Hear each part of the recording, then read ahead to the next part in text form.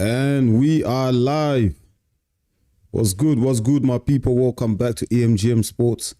Once again, it's me, your boy Enzo, the realest in the game. How's everyone doing, man? Monday night, boxing. Yeah, man, we're going to recap the weekend action. We're going to talk about, what are we talking about tonight? We're talking about Whitaker first round knockout of Benjamin Gavazi. We're talking, what else are we talking? We're talking Jeamie TKV, Jeamie TKV. You know, that win, great win. He stunned Frazier Clarke to become the new British heavyweight champion. Many people had Frazier Clarke as the favorite going into that fight, including myself. I had Frazier Clarke as the favorite, but Jeamie TKV had other ideas, man. So congratulations to Jeamie TKV, and that's my Congolese brother as well. So shout out to him, man. He made history, man. I think he's the first ever Congolese, you know what, someone from a Congolese origin to become a British heavyweight champion. So that's, well, according from what I've checked anyway. I'm not sure. If I'm wrong, let me know. But yeah, congrats to Jeamie TKV. That's a big win, big win. You know what? I actually want to interview. I want to interview Jeamie TKV. I've contacted his team, like I've emailed them. Hopefully they'll reply back. And I can get him on the channel so we can have a conversation, because we come from a similar background, and I think that would be a dope conversation. I really want to understand his journey, where he's come from, where he started and everything like that. You know, how he got to where he is today. So that's big. That's big, you know what I mean? So we're going to talk that. And also, I'm going to finish off with a fight preview. Jai Opetaia versus Hussein Cinkara. That fight is coming up on the 6th of December. So this weekend, this fight week, that's the fight down in the Gold Coast in Australia. You also got Justice Huni, and what you got on there? You got Justice Huni on the card. You got Teremuana on the card as well. So that's a big card, man. That fight, I'm going to be live streaming that fight as well. Live commentary for that fight is going to be right here with your boy Enzo, the realest in the game, on EMGM Sports. That live stream is going to start from 8 a.m. because obviously I'm here in the UK and the fight's taking place in Australia. So the time difference, I think, is like 11 hours, 12 hours, whatever it is. It's crazy. So I have to get up nice and early, get the coffee ready and all that. And yeah, man, I'm going to cover the undercard, the main event, everything. Do you know what I mean? I want to start, like I said, from 8 a.m. So I want to do the whole card, the whole show. I want to be here. So make sure you come and join your boy Enzo, the realest in the game, man. What am I saying? If you're in the building, let me know. Is the sound good? Do you know what I mean? Give me a little thumbs up. Let me know if the sound is all good. Let me know if you can hear me properly in the chat, my people.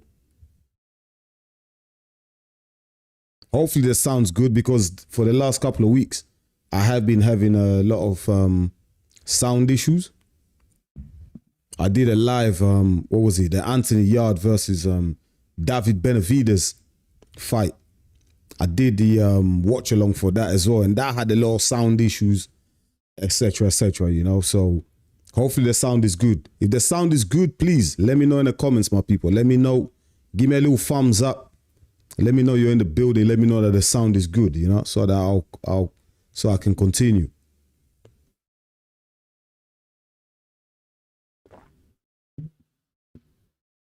Yeah, man, big week. Big week coming up for all the boys in Australia, man. You know, Japetaya, Teremuana, Justice Huni. That fight, yeah, I feel like it's not really being promoted a lot outside of Australia. You know, it's not really being promoted like that, but in Australia it's been promoted heavy. Like, I think they've sold out, innit? They've sold out, complete sold out show. So that's big down there. I think here in the UK, they're not promoting it as much as as much as they could, you know, as much as they should. That's just my opinion. But listen, man, get in the building. People always come to the chat late.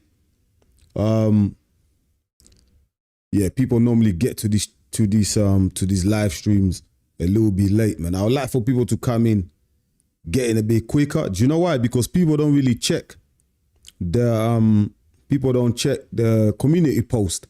I feel like the YouTube community post is a bit useless, man. I find it a little bit useless because it's there for you to communicate directly to the subscribers, but I don't feel like there's a lot of engagement that goes on there. Maybe it's me. Maybe I need to work. I need to work more on that engagement. You know what I mean? The engagement with the subscribers. Maybe it's me, man. You know what I mean? But yeah, if you're in the building, let me know. Give me a thumbs up if the sound is good. I can't really hear myself. I done a sound check before I came on the live. I did a sound check. Everything was all right. But sometimes you do a sound check before you start the live stream.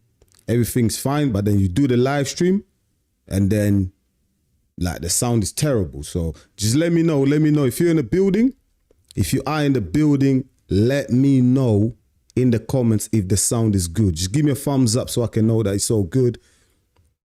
Where should I start? Well, listen, before I start on the main topics of tonight, let's check any boxing news, because I heard something about Teofimo Lopez versus Shakur Stevenson.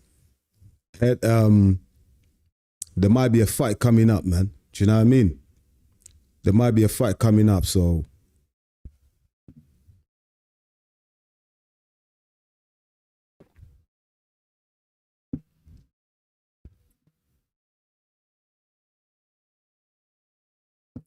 there might be a fight coming up between Shakur Stevenson and Teofimo Lopez.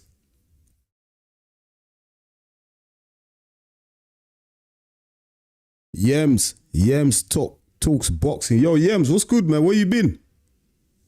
Yems, where you been, bro? Are you back from Nigeria?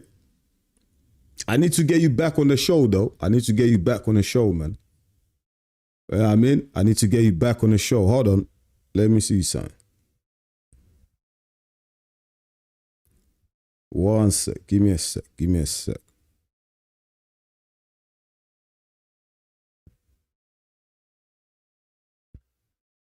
Yeah, Yems, let me know, man. On my next live, probably next week.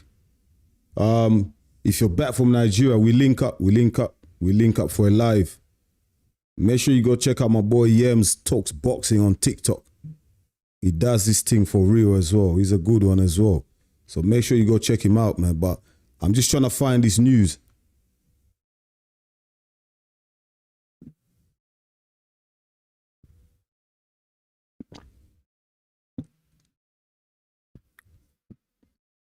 Just trying to find this information about Teofimo Lopez versus Shakur Stevenson.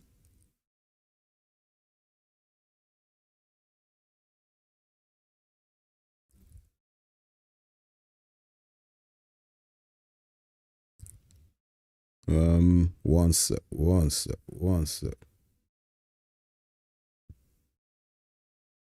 I think I got it here. Yeah, there we go, man. Shakur Stevenson versus Teofimo Lopez. Yeah, it's going down. Ring 6, January. 31st of January, New York. Yo, that's a big fight, man. That's a big fight, man. You know one thing I like about Shakur Stevenson, yeah? This guy, man. This kid, he don't mind the smoke. He doesn't mind the smoke at all, man, Shakur Stevenson. Like, this is a big fight, man. I'm a bit... Oh, man, I don't know, man. Who wins this one? Let me know in the comments, though. Who you think wins this fight between Teofimo Lopez and Shakur Stevenson? Let me know, man, because that what a fight that is, man. What a fight, man. Early doors, my early predictions, it's going to be a tough fight for sure, but you know what? I'm going Shakur, man. I'm going Shakur Stevenson's, man. I'm going Shakur Stevenson. I think Shakur Stevenson takes it. He's the better boxer, innit? Better fundamentals and all that. So I think Shakur will take it. But that's a tough fight, man. If anyone can... Listen, I'm not even going to sleep on Teofimo Lopez. I'm not even going to sleep on Teofimo Lopez because he can definitely get the job done. You know what I mean? He can definitely get the job done. He beat Lomachenko. We saw him against Lomachenko. We saw what he did there. But then again, he can have one of those nights where when he lost to Kambosos Jr. as well. So it depends what Teofimo Lopez turns up. But that's a very competitive fight. And you know what these shows here? What promotion is this? This ain't under hold on, it's not under Real Season, is it? It's not a Real Season card, is it? Both guys are promoted, but I think this is a PBC event. Yeah, PBC, man. See, he does show you that you don't really need Turkey Al Sheikh to throw big fights. PBC are showing this, innit? They're proving this, that you don't really. Oh, hold on. Well, Yems is under PBC, yeah? Or is he really? I don't know, man. I thought this is a PBC event. I didn't know it's under... I know Eddie Hearn is involved in it because Eddie Hearn promotes Shakur Stevenson, doesn't it? I know Eddie Hearn is involved in it, but I don't think Turkey ain't involved in it, man. I don't think Turkey's involved in it. I highly doubt Turkey's involved in it. I don't think so.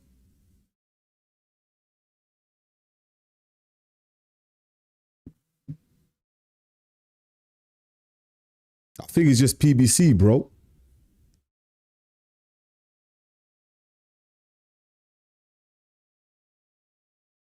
Yeah, but that's a big fight, man. That's a big fight. That's a big fight. I can't wait for that. You know what? I feel like 2026 we're gonna see a lot of big fights. I just got this feeling that 2026 there's gonna be a lot of big fights, man. I think we're gonna see a lot of big fights in 2026. I think Turkey and all the other promotions, organizations, they're really gonna step up their game. What other news is here? Let's check our other news, man. Jake Paul predicts Anthony Joshua will experience Andy Ruiz 2.0. Bruv, Jake Paul is dreaming too much. Jake Paul needs to stop dreaming, mate. You know what I mean? He needs to stop dreaming. You are not Andy Ruiz, man. Andy Ruiz has been boxing since he was a kid. He's really about that boxing life and he's way more skilled than you. So I don't know why Jake Paul is getting this confidence from. Where is he getting it from? Like, do you know what I mean? The only way Jake Paul beat Anthony Joshua, I'm sorry to say this, but if the fight is rigged, that's the only way Jake Paul beats Anthony Joshua. Do you know what I mean? That is the only way, bro. If Anthony Joshua goes in there and doesn't sell his soul for money, which I doubt he would, though. If Anthony Joshua doesn't sell his soul for money, then it should be an easy win for Anthony Joshua. I reckon Anthony Joshua knocks him out in the second round. Unless there's a contract that stops Anthony Joshua from knocking out Jake Paul in the first round. That's what I'm saying, you know. Or unless there's a contract there. Yems, what are you saying? It's a ring 6 card. Okay, so all the ring cards are Turkey Al Sheikh, yeah? No, but is it a Rhea season though?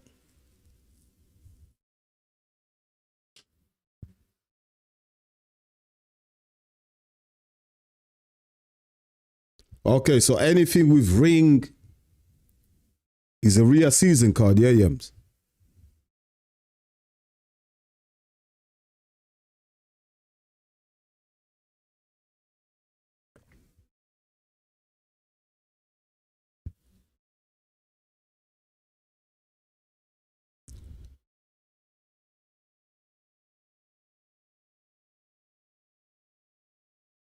Yeah, Rhea season. Okay. Yems says it's a Rhea season card.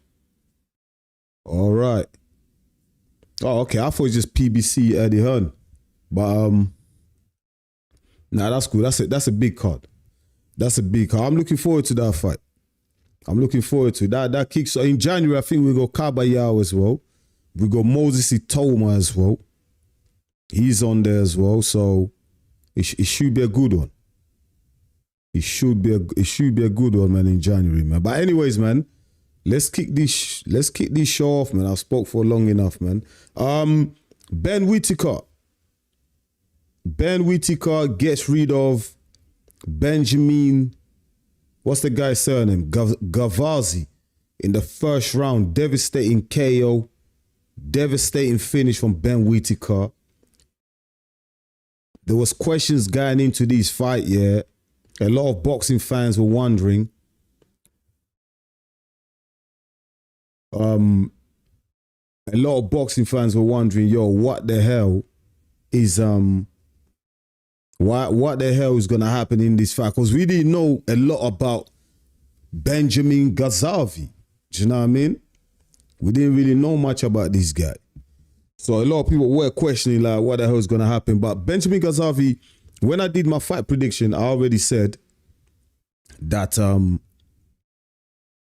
this guy hasn't got the pedigree. He's been fighting most of his fights in Germany.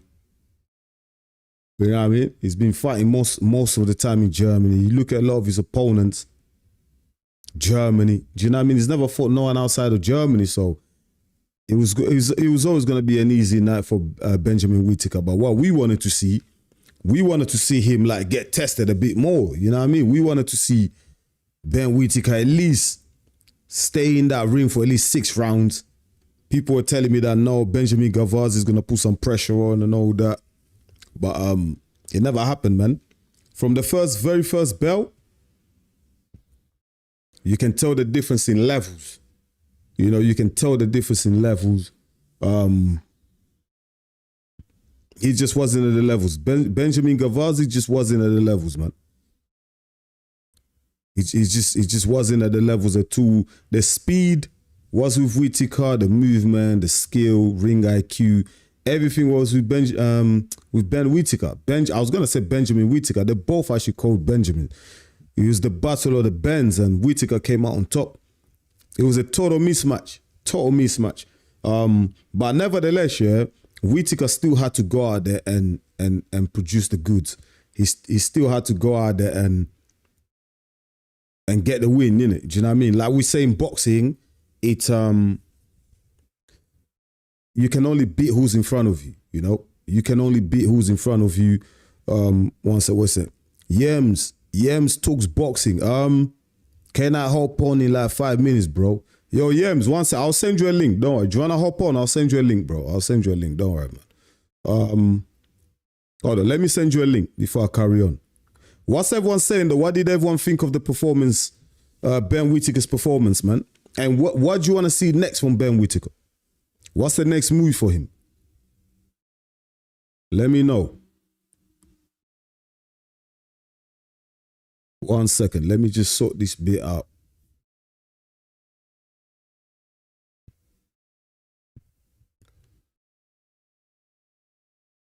Lucas, before AJ must obliterate Jake Paul early, fast, and make it look very easy. If he doesn't, or if he takes a dive or a fall, let's just say it's a rigged fight. AJ might have to retire. Yeah, I think I was reading an article as well. He said something about, he did say that, yo, if AJ was to lose this fight, he has to retire. I agree with that. I therefore agree with that, man. AJ must retire. Like, if he loses, or even if it's competitive, bro. Like, if the fight is competitive, if the fight is anyhow competitive, AJ has to retire, man. Do you know what I mean? I think it's a 10-rounder, isn't it? Is it 10 rounds or 8 rounds? I think it might be 8 rounds. It might be 8 rounds.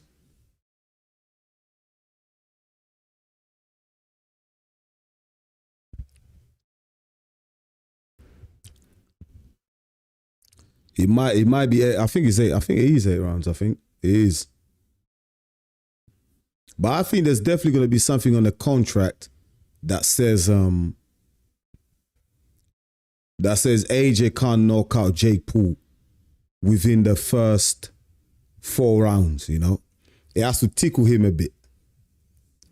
And Jake Paul, hey, listen, he's gone out and got some of the best heavyweights in the world. You know, he's gone out and got who's he got? He got Who's he gone and got? He got Frank Sanchez, he got Jared Anderson, and he got Lawrence Okoli.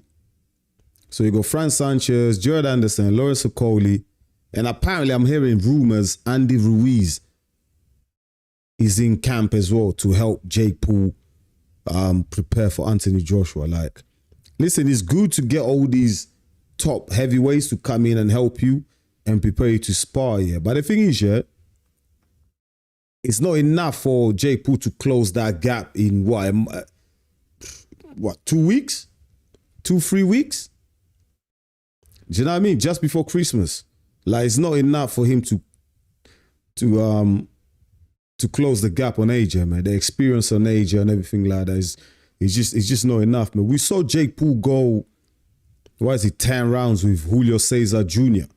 Do you know what I mean? Who's known to have alcohol addiction, drug addiction, and all that. Like, he's known to have that. So I don't think he's got a chance with an active AJ. Do you know what? The only reason why we're even talking like this, the only reason why people are even giving Jake Paul the slightest of hopes in the world, I'm talking like maybe 0.0000001% of a chance, is because AJ now looks vulnerable. AJ looks vulnerable right now. Do you know what I mean? After AJ got knocked out by Daniel Dubois, all of a sudden there's some fans in some quarters, not the hardcore fans, yeah?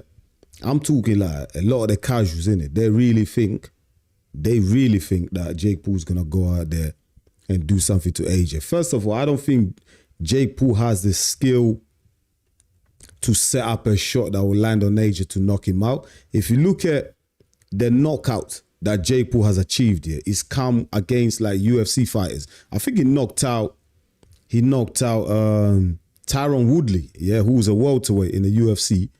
But then if you look at a lot of MMA fighters, yeah, their footwork is terrible. Do you know what I mean? Their stance is terrible. Their guard is terrible. So they're easy to hit. Do you know what I mean? They don't be slipping punches or rolling under punches. So they're easy to get to. Do you know what I mean? But Anthony Joshua has all those fundamentals. Regardless of what you think of Anthony Joshua, and you might think he's finished and he's washed, whatever, yeah?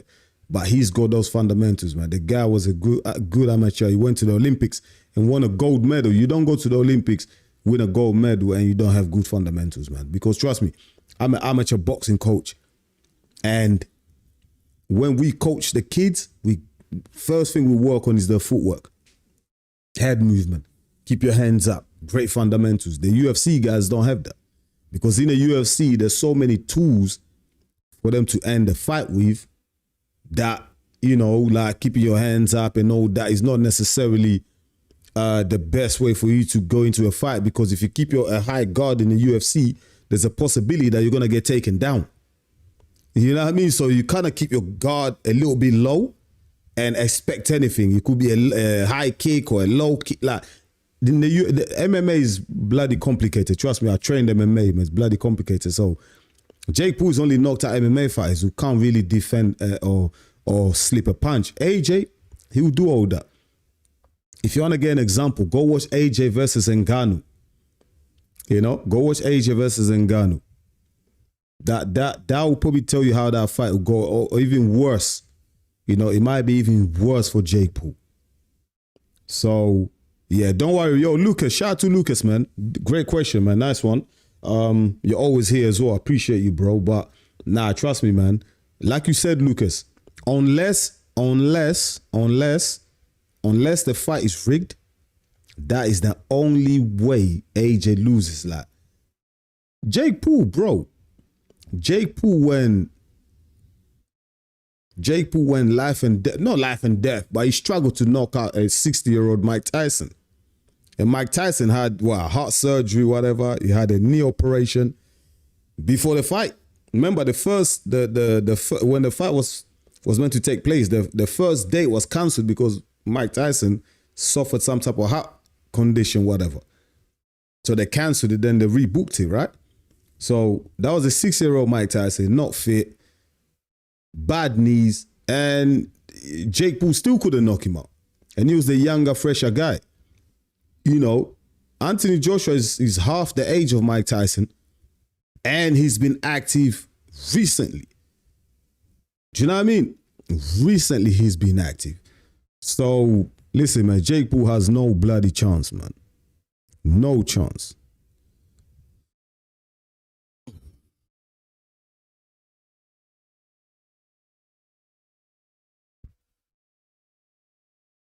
Shout out to everyone that's on the live here. Please, I want to ask you, make sure if you're here, please go and smash the likes, yeah? Smash the likes. I really appreciate it. It helps with the algorithm. The likes helps with the algorithm. I'm not just saying smash the likes like for the sake of saying it, but when you smash the likes, it really helps with the algorithm as well. If you got any questions, it doesn't have to be boxing questions. Like sometimes I get people that come on my live stream that are YouTube content creators as well. They probably want to know how to get into content creating, how to whatever question you got. You know, it could be about me, you know, what I do, and etc., etc. Like, pop the question down. Any other fights, upcoming fights or fights that already took place, you got any questions, write down the question as well.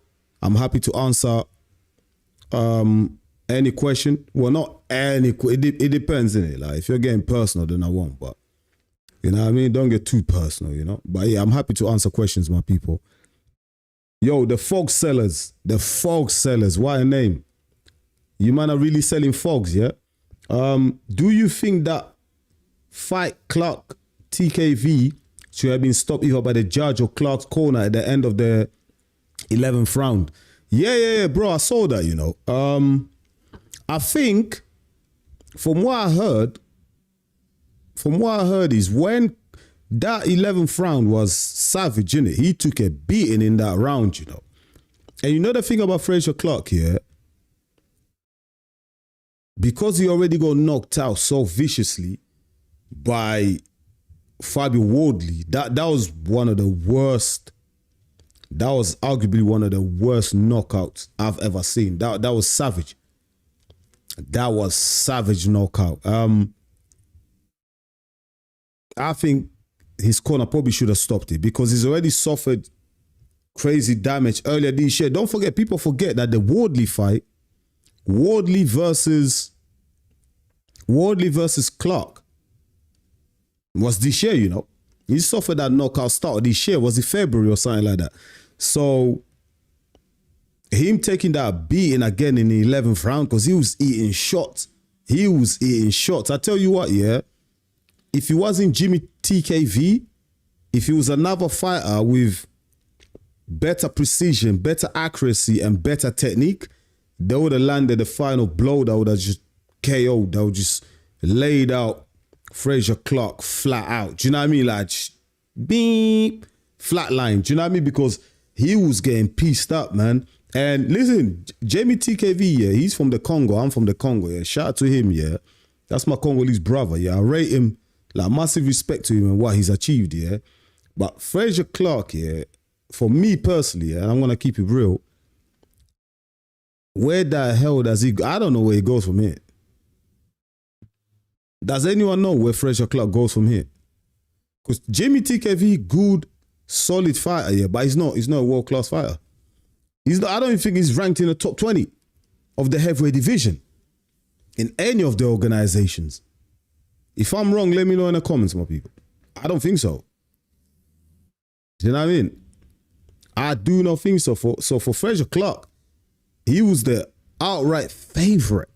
Like, I was talking to a lot of other boxing content creators. I was talking to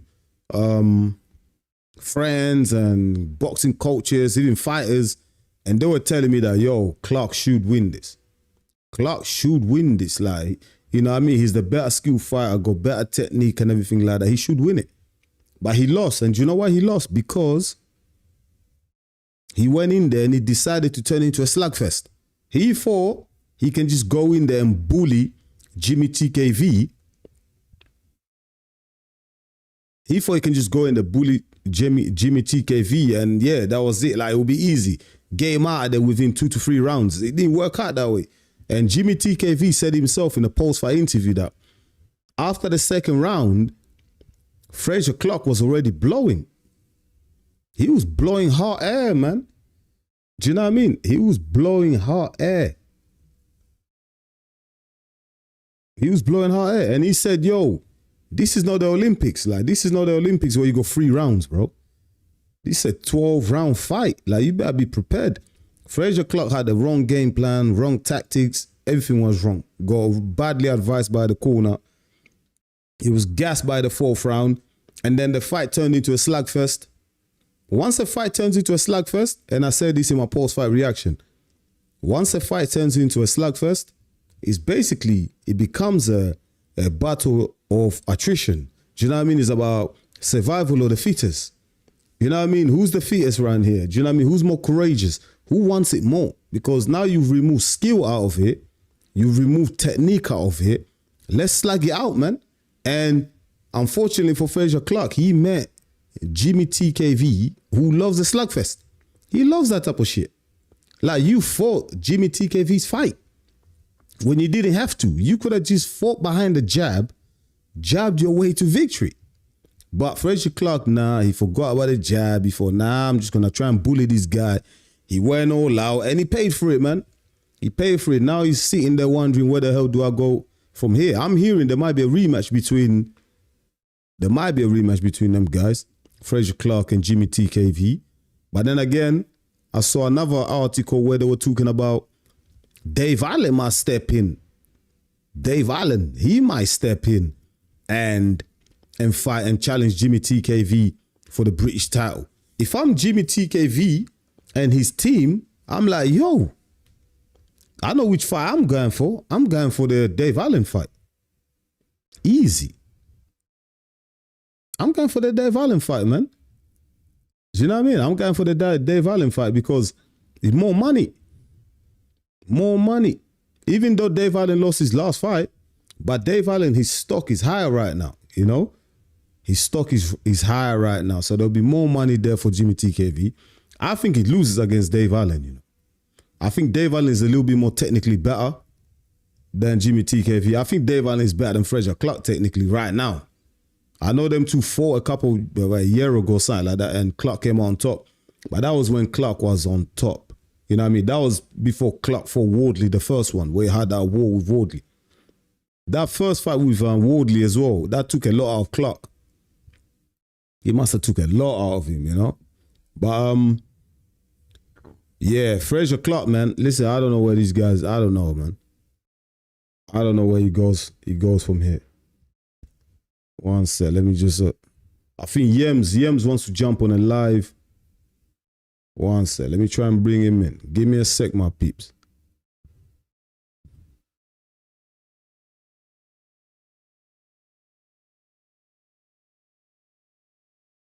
Ooh, okay.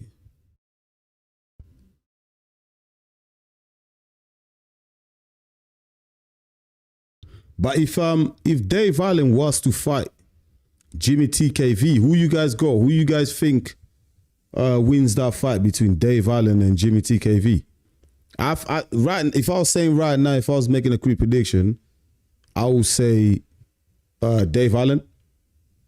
I think Dave Allen is technically better. But then I thought that Frazier Clarke was gonna win comfortably against Jeamie TKV. So I can't really I can't keep looking past Jeamie TKV because he's proved me wrong once again. And I feel bad keep going against him because I bet I say Dave Allen smokes him now. And then the fight. And Jeamie TKV comes on top. Because one thing about Dave Allen, he loves the slugfest. Dave Allen actually loves the slugfest. Dave Allen will go in there and have a war with Jeamie TKV, and that's exactly what Jeamie TKV wants. He wants a war.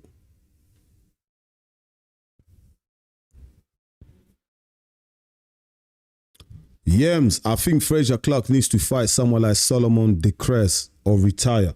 Yeah, that's a good shout, you know. That's actually a good shout. What about Frazier Clarke and Dillian White? Nah, it ain't gonna happen, is it? Because Dillian White's gonna want more money, innit? Frazier Clarke and Boxer, they ain't gonna have the money to pay Dillian White. So I don't think that fight happens.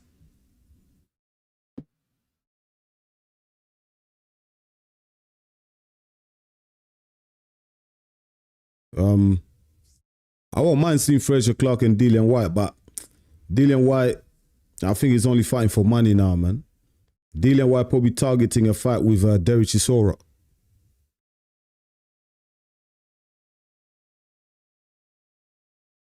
Yo, Yems, I'm gonna send you the link now, yeah? Give me a sec, let me find you.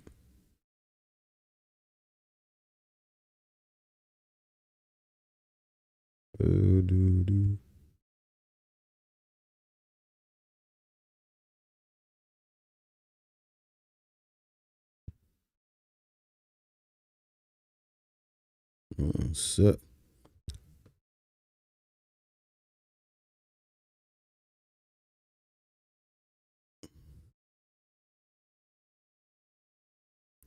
Yo, Yems, check your TikTok, man. I've sent you the link here. Check your TikTok, bro.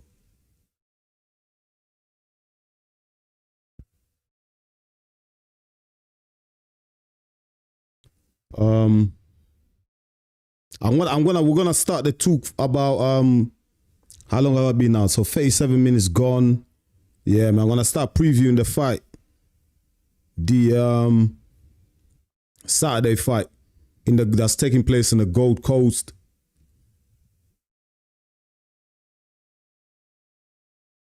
Japetaya makes his return. Japetaya getting a lot of criticism from people, man. He's getting a lot of criticism. Zordo's come out swinging, talking about Japetaya. Doesn't know who Japetaya is. You know what I mean? Japetaya reminds him of his ex-girlfriend, always chasing him around. Yo, Zordo Ramirez, like, he's a crazy guy. How you saying you don't know who Japetaya is, but after your fight against Dotikos, whatever the guy's name was, you said on a post-fight interview, you're like, yo, Japetaya, call me. Japetaya rang you, but he didn't pick up. He texted you, but he never replied, didn't it? But yet you're saying you don't know who Japetaya is. And also, how embarrassing it is, yeah, for a champion, yeah, like Zordo Ramirez is a champion in a cruiserweight division. How are you a champion, but yet you don't know who the other champions are? That's crazy. That's just crazy. Like, that means you don't study the game. Like, you know what I mean? You don't study your competition, which is nonsense. He's talking a lot of nonsense, man. He's just ducking. He's just ducking, man. Another ducking tactic by Zordo Ramirez. He's been ducking Japetaya for the longest. It's just another ducking tactic, man, from Zordo Ramirez, man. We've been saying it for the longest. He's ducking. That statement there from Zordo confirmed he's ducking. He's a real duck. You know what I mean?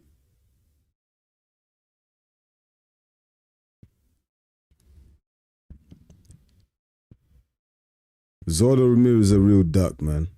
Now he's gonna fight what? He's fighting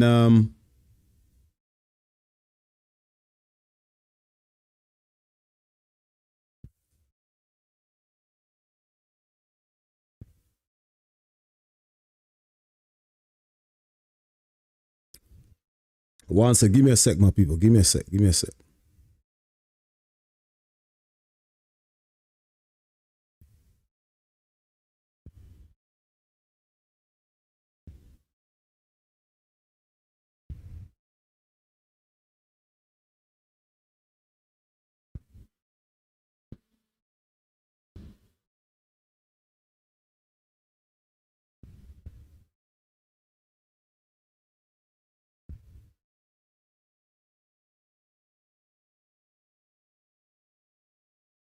One sec, my people. Drop down any questions you want as well, my people, yeah?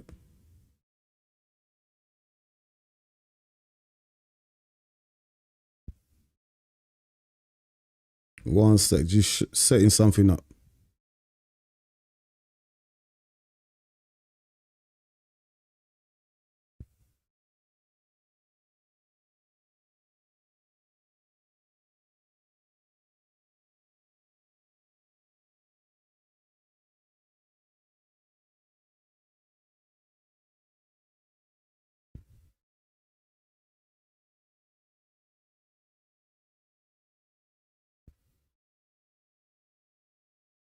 Hold on.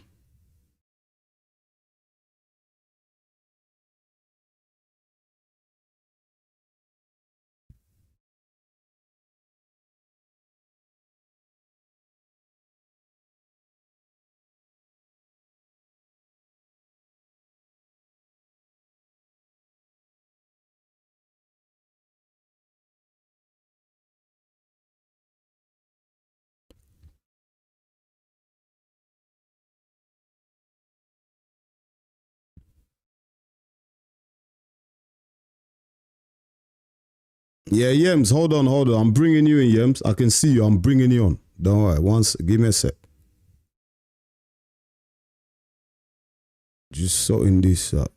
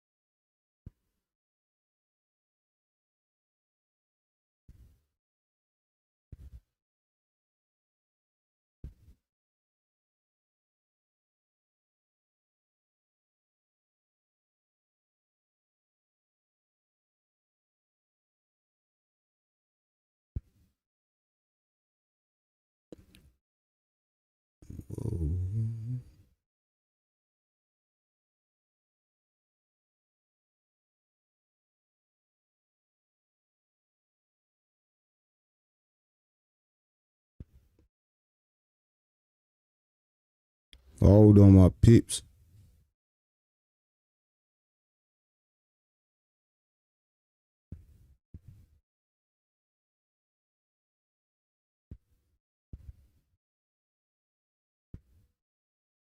I'm just bringing a guest in.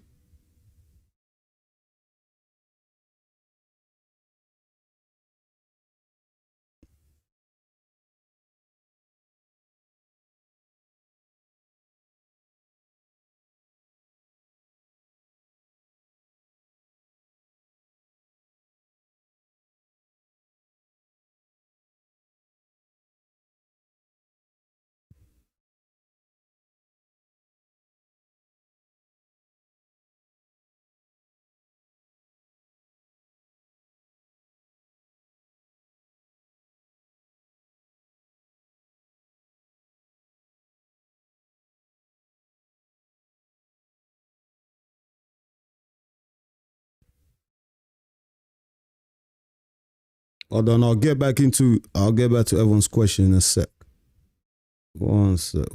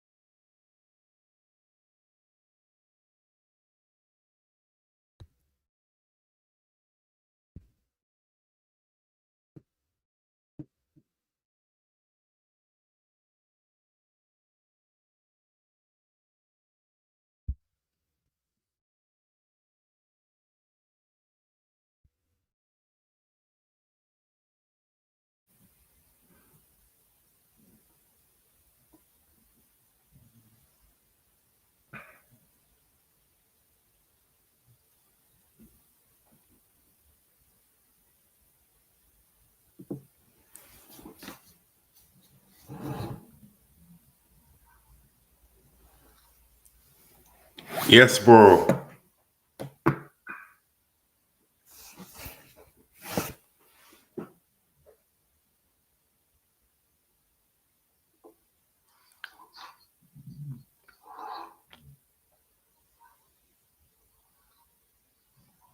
Yes, bro.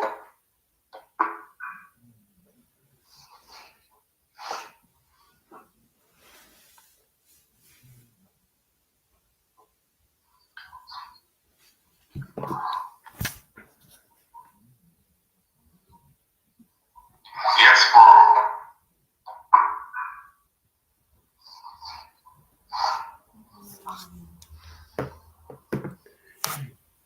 Yo, can you hear me?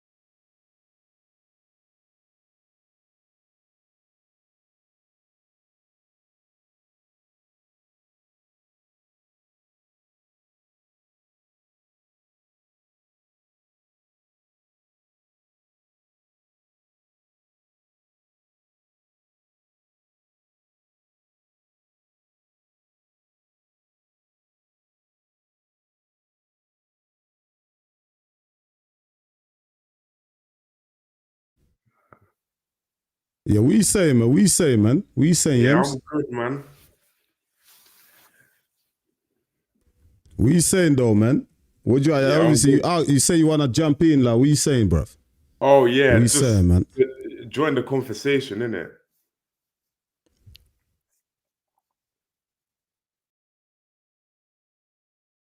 Yeah, man. What did you think of what's his name? Ben Whitaker's fight against Benjamin Gavazi, whatever the guy's name was, man. I thought it was a good performance. He did what he needed to do. Good variety of the jab. Showed good power once again, like he did in the rematch against Liam Cameron. And Yeah. yeah, overall, I just think he did what he was supposed to do with that type of opponent there. So Did you hear much about Gavazi? no, I didn't. I heard he lost his pro debut, and I heard he was 19-1, but that was about it. I know, because he fought most of the time in Germany, innit? Yeah.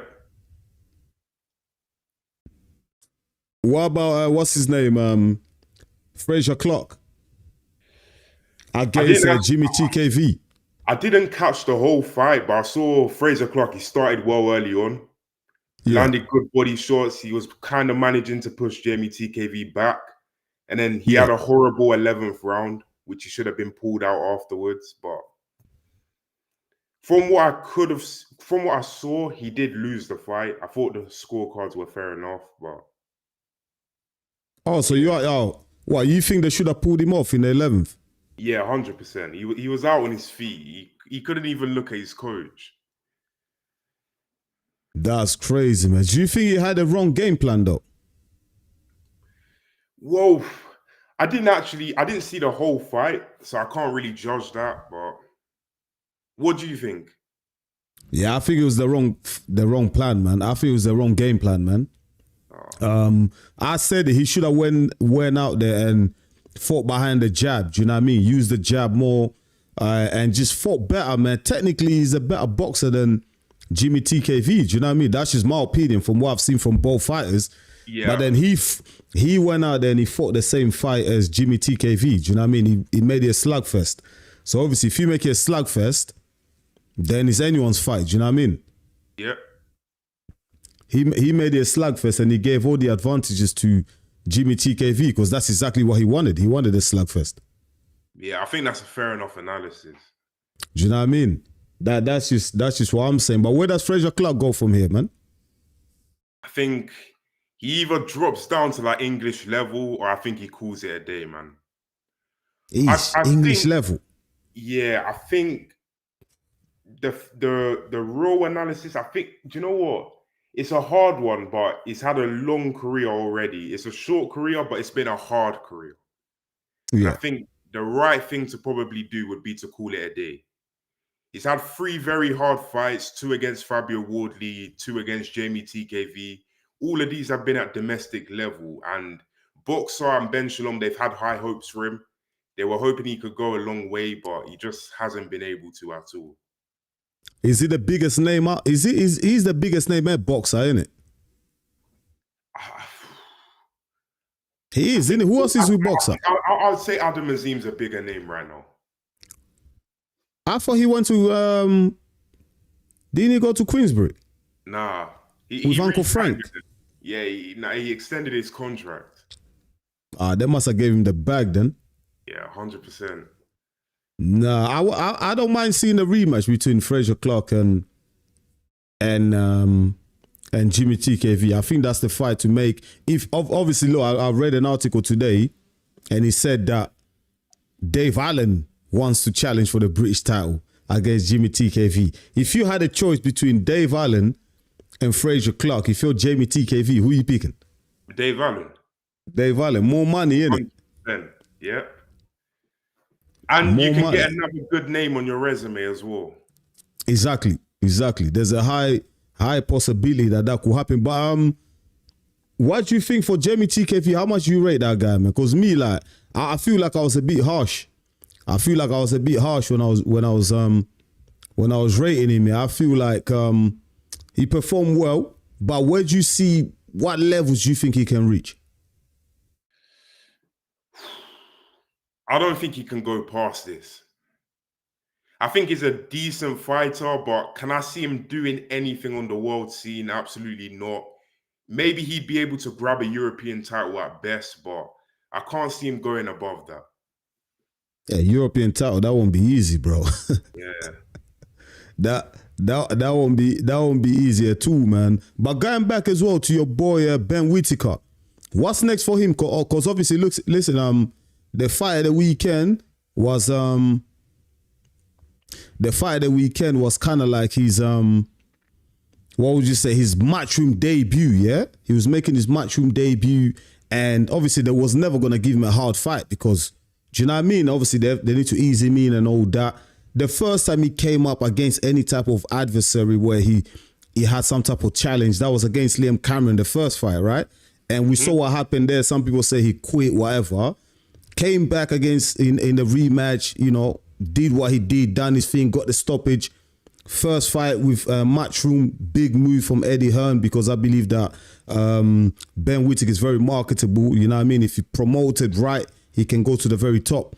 But in terms of next fight, I listed Joshua Boati, Zach Parker, and Anthony Yard as potential opponents for Benjamin Whittaker in 2026, man.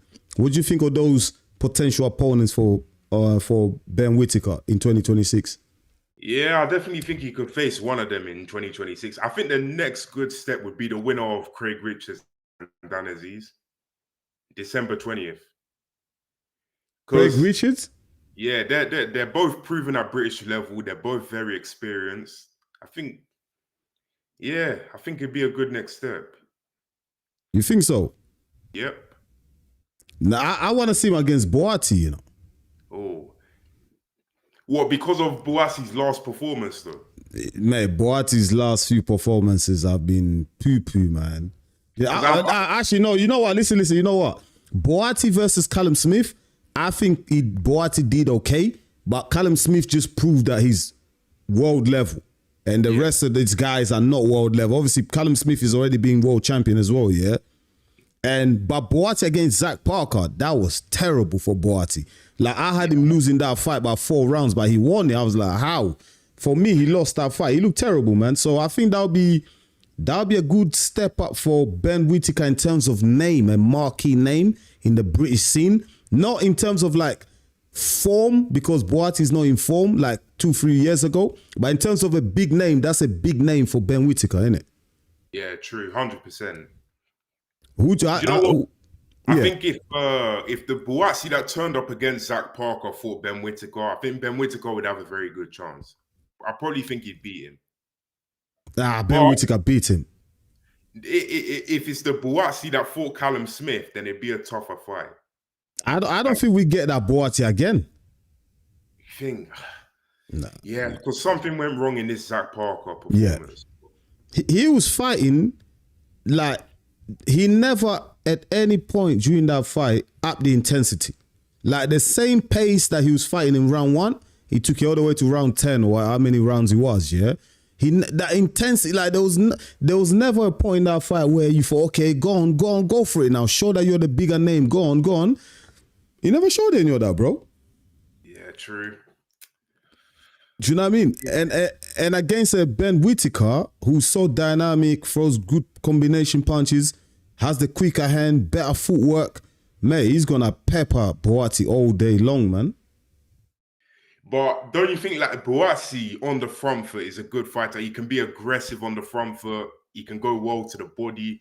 Don't you think that would be a problem for Whittaker when he's already shown a problem with Liam Cameron in the first fight? When you watch Boati against Zach Parker, was Boati aggressive at all? Nah, not really. Even when he got close to Zach Parker, he didn't let his hands go. Yeah, he don't let his hands go. It was a very flat performance, man. I don't know what went wrong, honestly, but I think he has himself to blame, really. That's what I'm saying, man. That's what I'm saying, man. I think Ben Whittaker smokes him. I think Ben Whittaker smokes him. Based on Boati's last performance, I'll be picking Whittaker to win. Yeah, I think Zach Parker will be a tougher test for Ben Whittaker just because stylistically he's a southpaw, yeah? He can make the fight very awkward. He moves well, uses his feet well, and he's very good at slipping punches, man. He was making Boati miss a lot of his shots. And I feel like Zach Parker, if he's locked in, he'll give Whittaker a hard night. Whittaker will still win. I believe Whittaker will win it, but it will be a hard night. It won't be easy. Do you know what I mean? Because catching Zach Parker square on is not easy. He's a tough customer, man.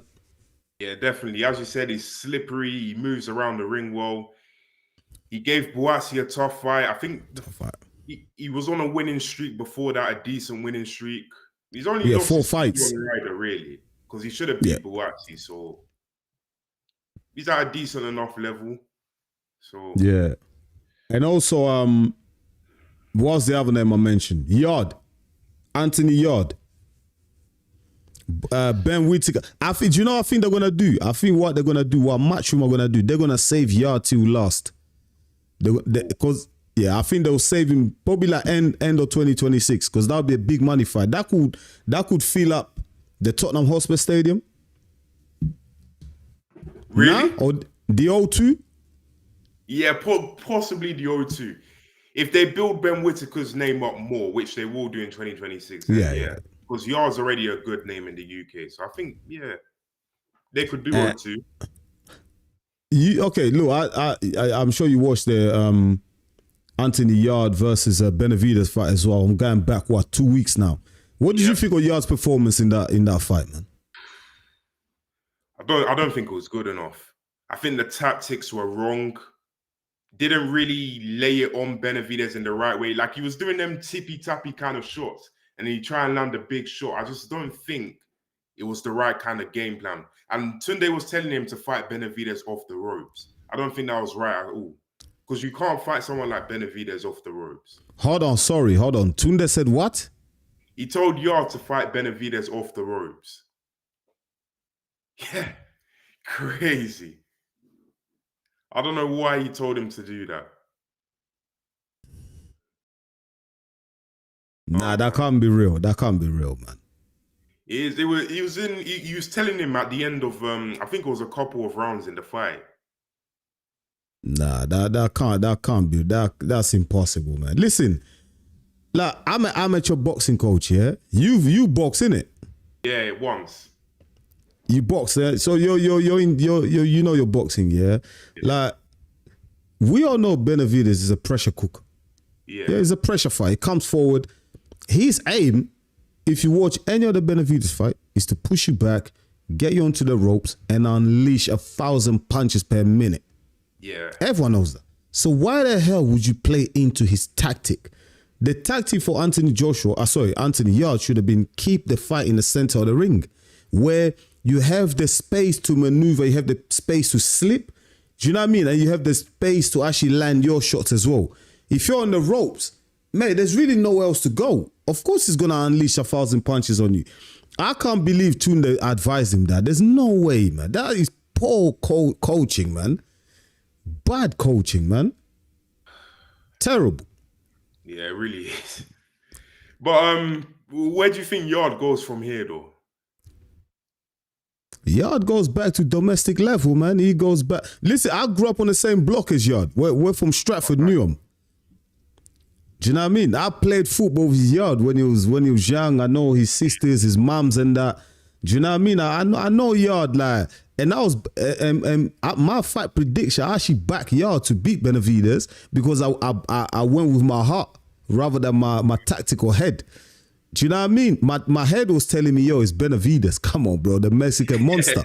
Yeah. But my heart, you know how we are from London. My heart was telling me, now you have to back the Mandem. Yeah, do you know what I mean? Come on, you can't go against the Mandem. So I was like, yo, I'm gonna back the Mandem. Do you know what I mean? Anthony Yard is from the ends. I wanna back him. And yeah, man, he went out there, he did what he did, like a very underwhelming performance. Do you know what I mean? His shots had no sting in it. I was like, I started questioning Yard's power. Do you know what I mean? Because you know what they're saying it. The last thing to leave a fight is their power. Like your legs will go, your reflexes will go, but the power stays there. We see people like Derek Chisora in his 40 now, but still got the power. Do you know what I mean? They still carry the power, yeah. But Yard had no power. Every shot he threw, it was like it didn't even like. I know he rocked Benavidez once with a right hand where he got a cut to the on the left side. But apart from that, like his shots had no effect on Benavidez, man. And like you said, that tippy-tappy, that gets on my nerves, bro. When I see, bro, the most annoying thing when I go on YouTube or anything, I see a coach doing that Mayweather crap. Yeah. Like you're not Mayweather. Come on. Bro, and also Mayweather was doing that for the cameras. Yeah. Like Mayweather himself said, yeah, you can't do that shit in a fight. Mm-hmm. Do you know what I mean? And Yard, you can tell he's been conditioned to fight the way he pads, right? I'm like, bro, I feel bad, yeah, but listen, like, but as a guy that covers boxing, you do a lot of boxing content on TikTok, yeah? And I want to tell people to go follow you as well, yeah? Go follow Yems on TikToks, yeah? Like, but when I come on here on this platform, yeah, I have to tell the truth, innit? Like, I have to say like it is. And I feel bad because I know y'all, didn't it? Like, and sometimes these people might watch this and think, look at him, like, do you know what I mean? Well, we're from the same place. He's talking bare smack. I'm not talking smack. I just have to give an honest reaction to the fight. Of course. Do you know what I mean? Because I do that to other fighters. When other fighters don't fight well, like I tell you like it is. Do you know what I mean? And yeah, Yard, where does he go from here to answer your question? Go back to a Lindenhofer. What is it? Go for a 4 fight. Bruv, Lindenhofer has a European title. Lindenhofer has a European belt. I don't want to see a 4 fight between them two. Who does he fight? If he fights, I think it has to be the Buatsi fight, man. That fight, the British fans have wanted it for ages. It's still a decent enough big fight. Can do a good enough arena. I mean, what arena? Which arena? Yoko, the Yoko arena. You can maybe, if it's promoted well, can maybe still do the O2, maybe. Because the people will come out for it. If it's promoted well, if they see there's still some sort of substance to it, then they come out for it. The thing is, yeah, this is what I say to fighters, yeah? Like, you know when you're hot, you know when you're on a good winning streak, you know Boati and Yard, they beat like Tyson Fury and Anthony Joshua. These guys should have fought each other like 5 years ago. Yeah, I don't know what happened in their egos, contract problems, whatever happened. The fight never materialized, and now both guys have put on some stinkers of performances. Yeah, and their stock is down. They're both on a decline. Now the money's less on the table, bro. Like if these guys fought 5 years ago, win, lose or draw, they could have had a rematch. They could have had a trilogy. They could have made mad peas. But because of their greed or someone ducking someone, whatever, we never had a fight. Now look at them. Like, even if the fight was to be made tomorrow, they're not making no big money like they could have done 5 years ago. I mean, the interest in it has gone down, man. Buatsi after his last performance, Yard getting steamrolled by Benavidez. It's just, the appetite's not there anymore. Nah, it's not. Do you know what I mean? And if they fought like 5 years ago, that's when like Buatsi was throwing mad combinations. Like, do you know what I mean? Buatsi was like on top of his game, at the peak of his game. But now, yeah, I don't know, bro. I don't know about the Buatsi fight, man. I think the Lindenhofer has a European belt, bro. I think that's the fight. Get Anthony Yard to go win a European belt. Has he ever won a European title? I don't think so. But so hold on. Go on. It's the fact of seeing Yard versus Lindenhofer again, man. I've seen it enough times. My eyes are getting tired from seeing it, man. Yeah, I think what's going to happen with Yard, yeah, they might just go and fight another cab driver, some guy from Poland or something like that. Yeah, fight him, and then they might fight like a... I think they might fight... what's his name? I think they're going to fight your boy Ben Whitaker. End of the year, 2026. Big money fight. But don't you think that, like, Yard stepping down to that sort of level, that could kind of diminish his legacy? Like... What level? Like, because Ben Whitaker, we don't really know what level is at yet. I know, no, I'm saying end of the year, end of 2026, because Ben Whitaker by then would have had 1 or 2 fights with big British names, which, like you said, they're gonna promote it, and by that time, the fight will, do you know what I mean? Eddie Hearn will sell the fight. Do you know what I mean? Yep. Yeah, that's true. To be fair, yeah, they could do that back end of next year, possible. Do you know what I mean? But anything else you wanna say, Yems? I know you wanted to jump in. I got you to jump in. What else you got to say? Anything coming up on your TikTok? What are you saying for YouTube though? You're not doing a lot of YouTube lately, are you? No, I haven't even done YouTube, but 2026, I'll be trying to launch that. Yeah, bro. Come on, jump on this YouTube thing, man. I know it's long, yeah. Yeah, But I it is. always tell people like, bro, I've been consistent for the last year, like it's in dropping content daily for the last year. Like it is a challenge, man. It's time consuming and all that. And sometimes you might not even get the results that you want. It might take time, but you just have to keep at it, bro. Yeah, and you're doing well with it. You're doing very well. Yeah, it's coming on. But the thing is, you're doing well on TikTok. I don't do well on TikTok. Oh.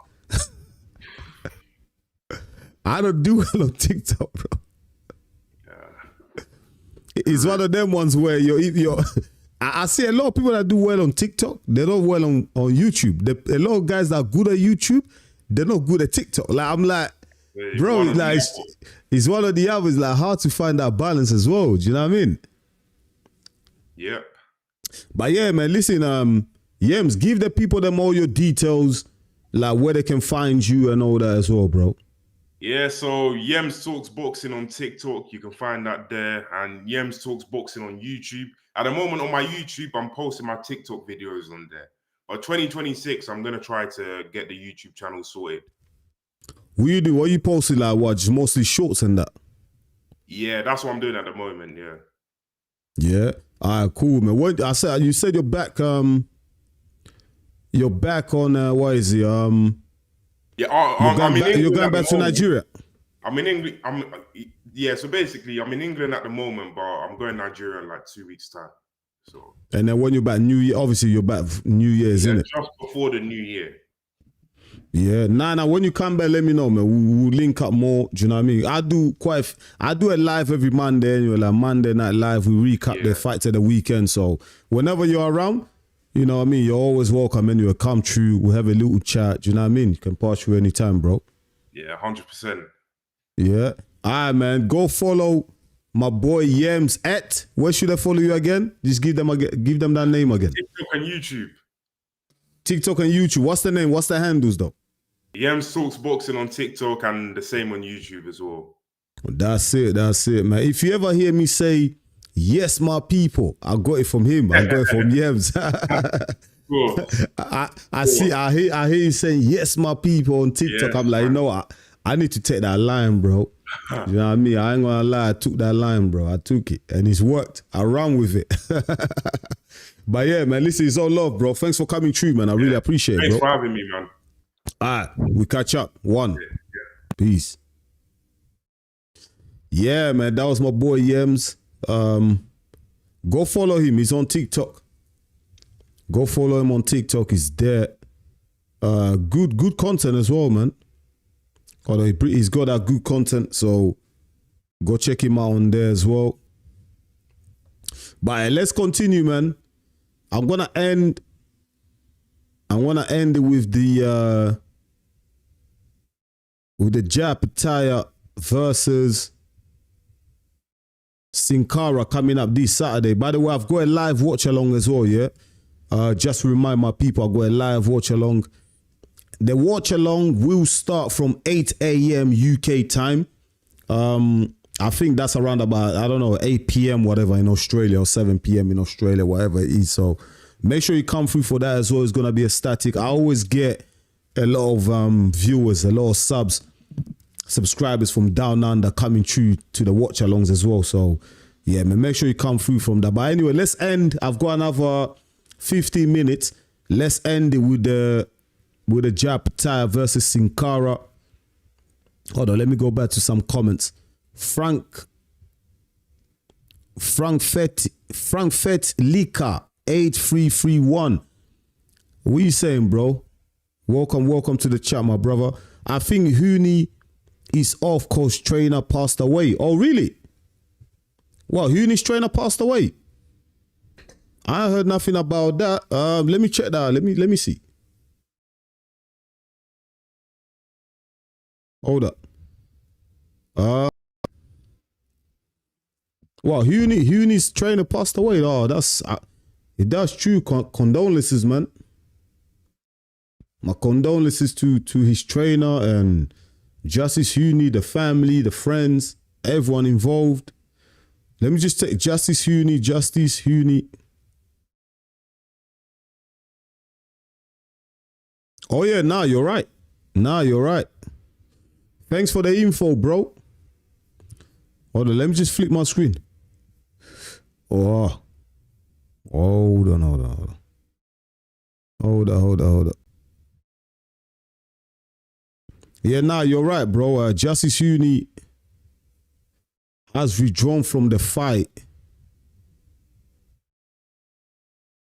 Oh, that's crazy, man. That is so sad.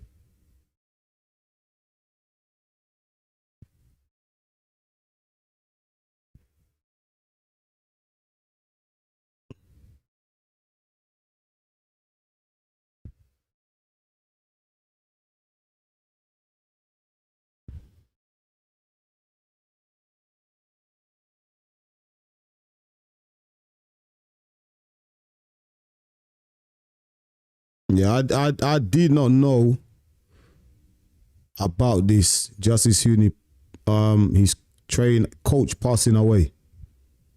That is very sad news, man. Like I said, man, condolences to the family and friends.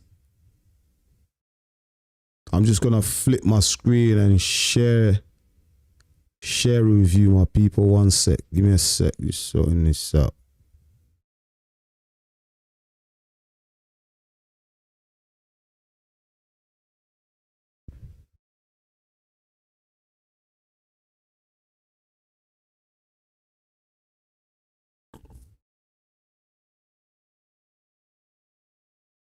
Yeah, there it is, man. Yeah, break it. Yeah, the news is out.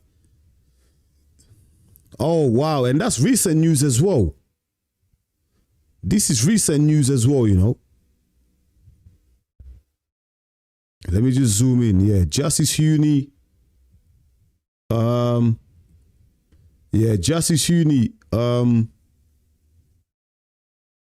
Yeah, his chief trainer passed away. And this news has just been reported just now, you know. About half an hour ago?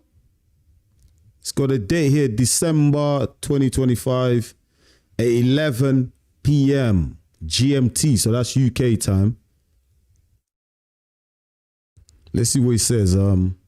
Justice Huni trip down the comeback trail will have to wait until 2026 as Tasman boxing Mick Francis tells Boxing Scene that his Saturday rematch with Kiki Toa Nutella is off. Huni's trainer Kerry Fury collapsed in the gym during a training session. Oh no! Oh no! That is so sad. Oh, that's crazy, man. Oh, that is crazy, man. Damn. Oh, that's horrible. He collapsed during training session and received medical assistance from Huni and his strength and conditioning trainer before he was placed in a coma that he never recovered from. Oh, that is crazy. Yo, man, R.I.P. Kerry Fury, man. Oh, that is so sad, man. Oh, man. This life is so short, my people, man. Life is short, man. We just don't know when we're gonna go. You know, that's why we just have to enjoy life, man. You know what I mean? Do whatever you want to do in life. You know what I mean? Follow your dreams. Follow your heart. Follow your passions. Go out there and get it, man. Don't let no one stop you from becoming what you want to become, because you just never know when you're going to go, man. You know what I mean? And December as well. It's so sad, man. You know what I mean? Festive season. This is December's like that. You get a festive vibe, family time, you know what I mean? Reunite with family and all that. Oh, so sad, man. R.I.P. to Kerry Fury, man. R.I.P., man. From everyone, you know, from EMGM Sports, on behalf of myself, Enzo, the realest in the game, EMGM Sports, you know, when I say EMGM Sports, my whole team, man, my kids, my missus, everyone who supports EMGM Sports, the subscribers, do you know what I mean? Everyone as a whole, EMGM Sports, man. Listen, R.I.P. to Kerry Fury. Our condolences go out to his family and friends, you know. Like, this is really sad news, man. See news like this is bigger than boxing, you know. This is bigger than anything, bigger than sports. And yeah, Justice Huni, man, listen, bro. Strength, man. You know what I mean? Strength. You know what I mean? May God give you more strength so you can get through this. You know, I don't know how long they were together for as a fighter and coach. You know what I mean? They probably have a great bond, great relationship. So, yeah, I hope he gets, you know, God grants him the strength to really come through and come back in 2026, come back stronger. But sad news, man. Sad news.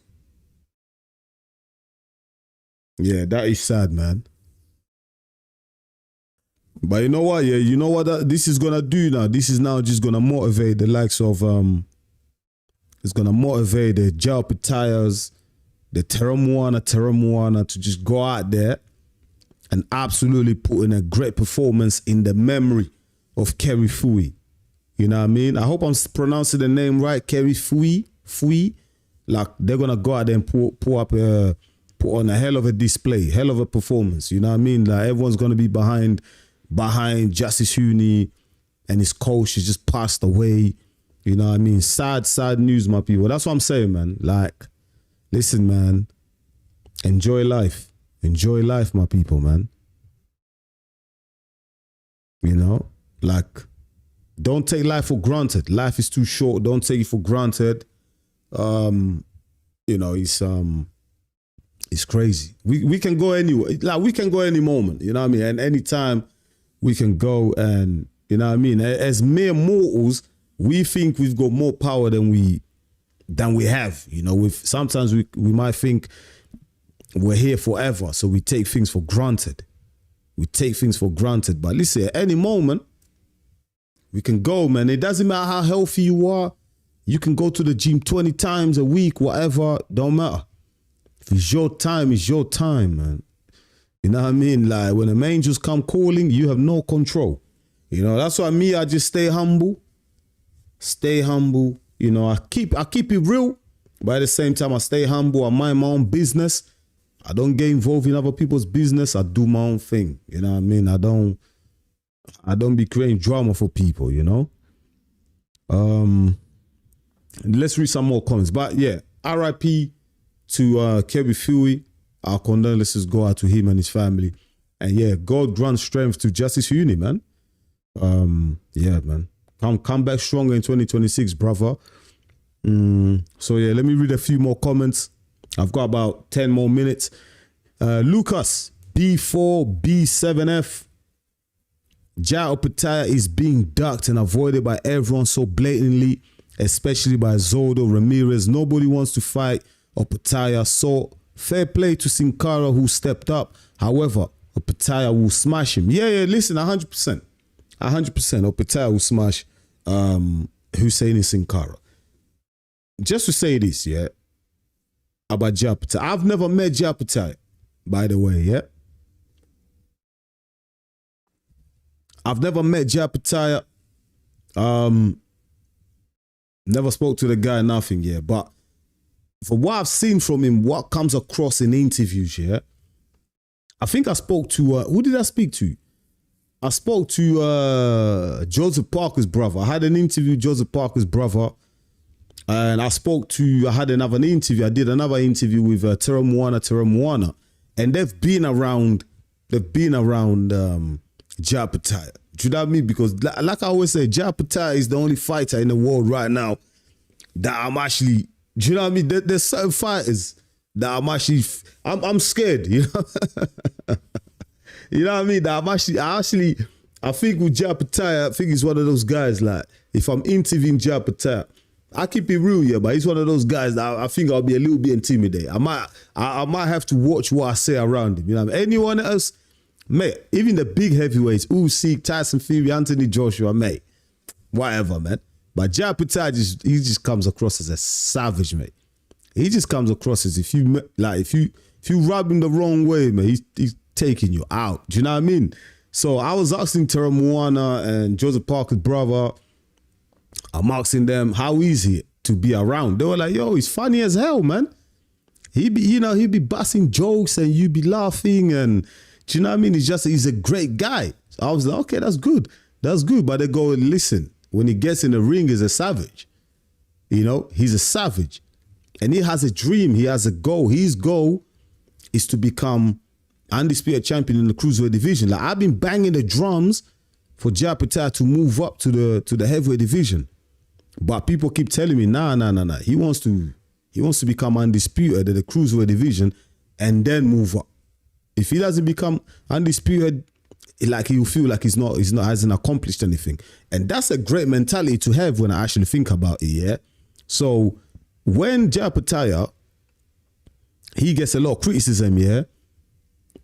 And one thing I know is Japetaya criticism comes from this part of the world, like the West, Europe, America.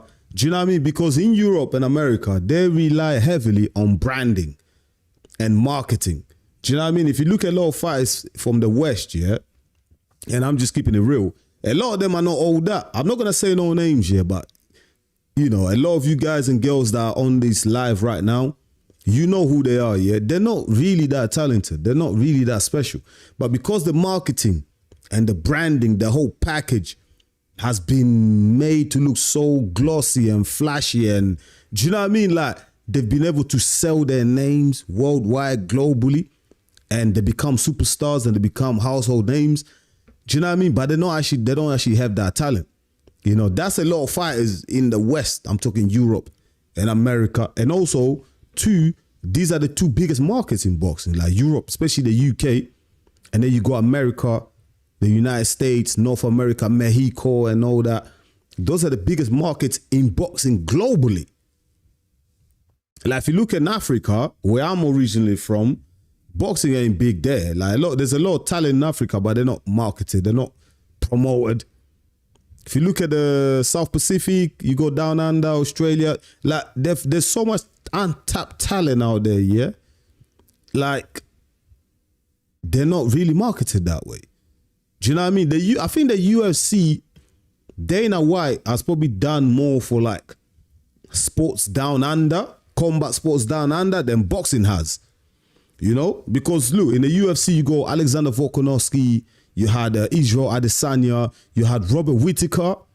Do you know what I mean? You've had Dan Hooker. Like, do you know what I mean? Who's the other one? Oh, Mark Hunt? Is it Mark Hunt? Mark Hunt. I think that's him. You've had a lot of fighters from in the UFC, yeah? Some have been champion that have come from down under. Australia, New Zealand, them parts of the world. And the UFC has marketed them, and they've done a lot of work to build up those fighters and really promote them and turn them into household names within the MMA community. But in boxing, no one's really done that. What promoter in boxing has done that? Yeah, if you know any promoter that has really promoted fighters from down under the way Dana White has done in the UFC, let me know. Look at Reza Adesanya, like, household name in MMA, big name. Not just hardcore MMA fans know him, casuals know Israel Adesanya. Alexander Volkanovski, Dan Hooker, Robert Whitaker. These are big names, man. And it's how you promote these fighters, man. Here in the West, Europe, America, they're not really promoting these guys, man. That's why Joseph Parker always had a hard time. You know? That's why Joseph Parker always had a hard time. And Japetaya is suffering from the same thing. Japetaya, okay, I tell you this. Imagine Jai Opetaia was British. Imagine Jai Opetaia. Imagine the UK, England, or America had a Jai Opetaia. Do you know how big he would be? This guy would be I'm not saying like Jai Opetaia is no global superstar, but I'm saying he would be way bigger than he is right now, man. Imagine Dimitri Bivol was from the UK or America, or it was American. Do you know what I mean? Imagine that. It's just the fighters from down under, they're not really promoted. That's why me, yeah, when I started actually when I started my YouTube journey, like doing the content and everything like that,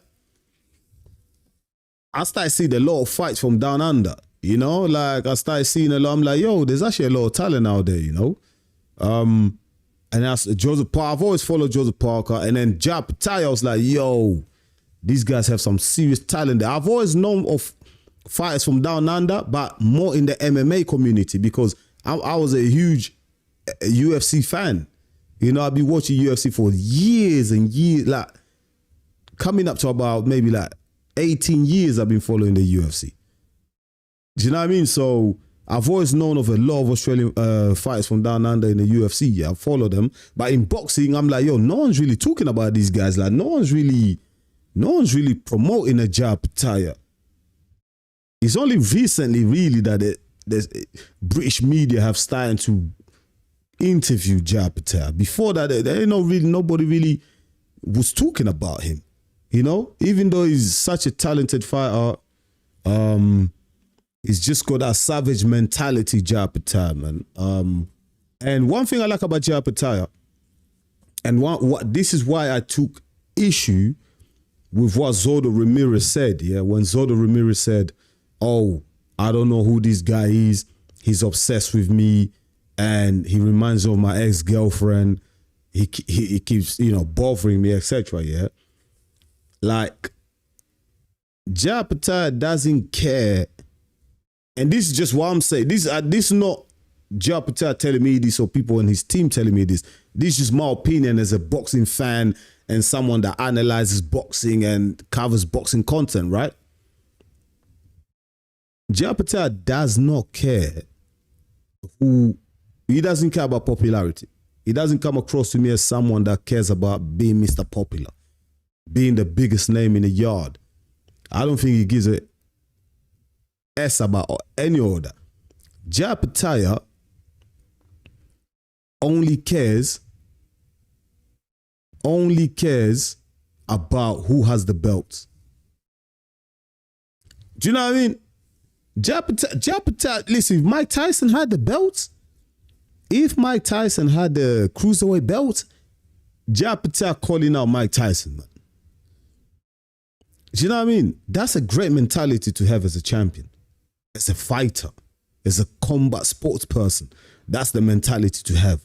Do you know what I mean? When you're willing to fight anybody to achieve your goals, that's the type of fighters that I like, man. You know, people keep saying, yo, Japetaya is fighting bums, he's fighting cab drivers, whatever. These are the only guys that are willing to step up. These are the only guys that are willing to step up. Listen, what's his name? Chris Billam-Smith, yeah? Chris Billam-Smith was offered £1 million. And Japetaya told him, yo, you can take the whole £1 million, yeah? You can take the whole purse. But Chris Billam-Smith said no. CBS didn't take the fight. Listen, if you offer me £1 million, yeah, I'm fighting Japetaya. Yo, are you okay? Are you crazy? If you offer me, I'm not even a professional fighter. If you offer me £1 million to get in that ring with Japetaya, even though I know I'm going to get absolutely destroyed and obliterated, I'm fighting Japetaya. It's £1 million. It's £1 million. It changes your life. For Chris Billam-Smith not to accept that fight, and you have to think about it as well. Look at them, check the mentality of some of these fighters, yeah? You're offered £1 million to fight Japetaya, yeah? It's not just £1 million that you're receiving, right? There's a belt on the line, bro. The IBF title, and also you've got the Ring Magazine title on the line, bro. You've got an opportunity to go out there and become a champion, a world champion in the cruiserweight division. And you're saying no to that. I don't understand that. I don't understand the thinking behind that. I don't understand it. I don't understand who's advising somebody's fighters. But you know Sincara, Hussein Cinkara, he's probably getting not even half of what CBS was offered, right? Sincara probably making like, but I'll be surprised if Sincara making 100K, man. Cinkara probably making, I don't know, man. He's probably making like 200K or whatever, man. This is Cinkara's biggest purse of his life because Cinkara, he's been fighting in Germany his whole life. I think he's of a Turkish descent, but fights out of Germany.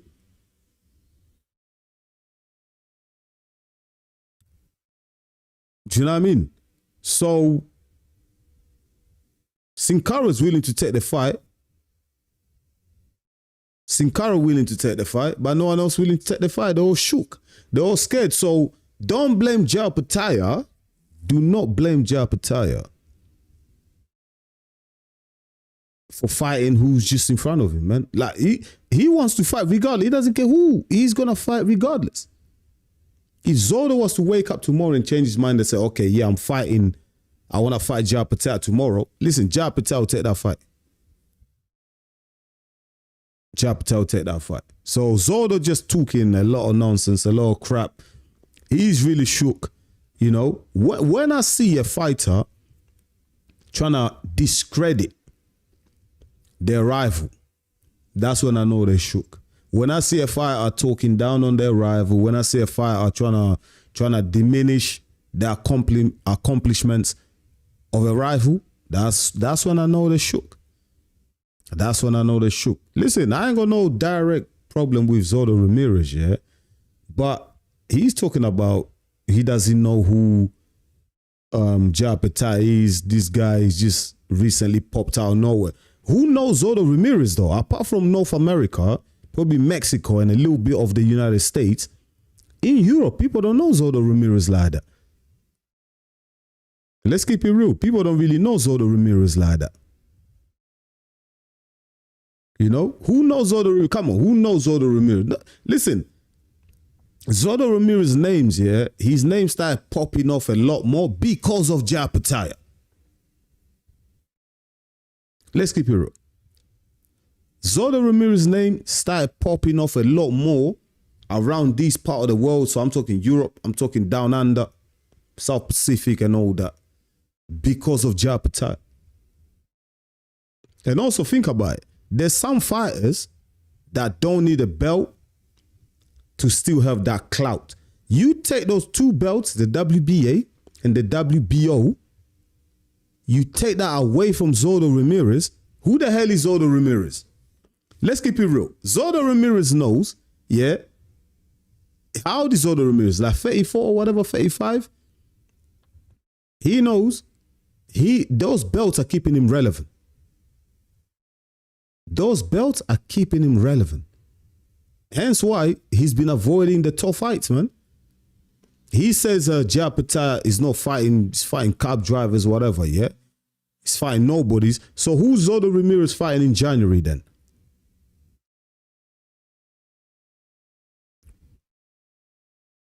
He's saying that Zodo Ramirez, Jai Opetaia is fighting bums. Who's Zodo Ramirez fighting in January then? He's not a big name, is it? And if you go through the resume of Zodo Ramirez, the biggest name on there is Dimitri Bivol.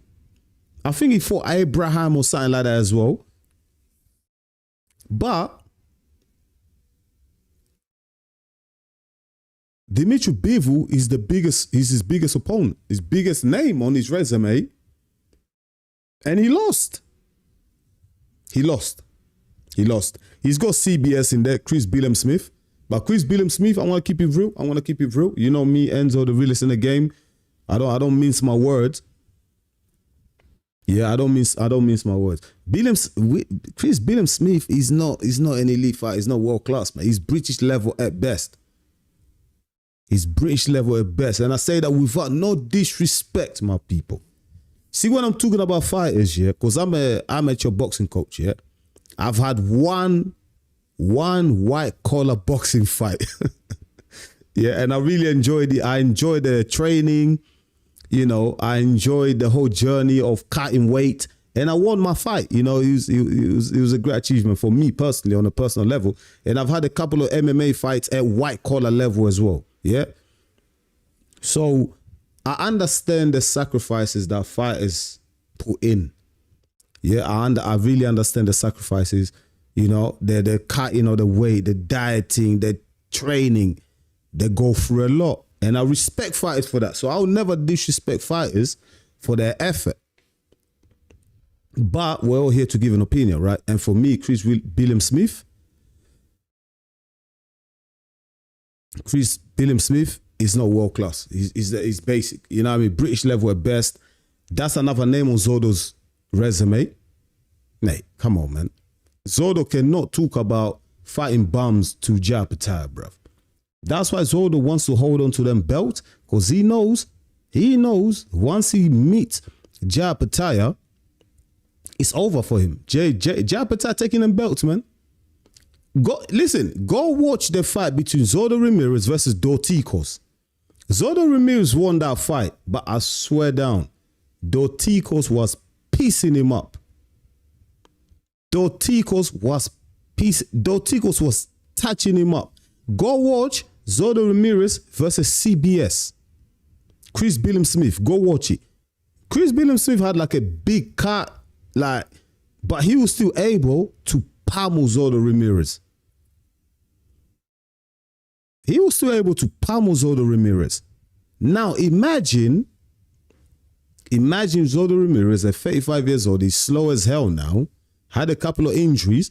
Imagine you put him in there against Japetaya. Bruv, if Dorticos, if CBS can get to him, what makes you think Japetaya gonna do to him? Because them guys were touching him up. They were landing. So what's Japetaya gonna do to him? Answer that question. What's Japetaya gonna do to him? Don't forget, Japetaya fought with a broken jaw. He broke both sides. He broke the whole thing against Bradis. Broke his jaw in the 4th round and still went on and fought and won the fight. That's crazy, bro. That's crazy, bro. That's crazy. Do you know how many fighters, they'll break a toe, twist their ankle, or break their hand or whatever during a fight, and then they'll just, their mentality, their whole focus will drop and they're going to lose the fight, or they'll quit on the stool. Bro, think about it, a broken jaw, mate. A broken jaw. A broken jaw. Now imagine, every time, so he broke his jaw, I don't know, early in the fight against Bradis. Every time Bradis touched that jaw, even with a jab, don't forget, mate, these pro fighters, even a jab will flipping hurt you. Flipping hurt you.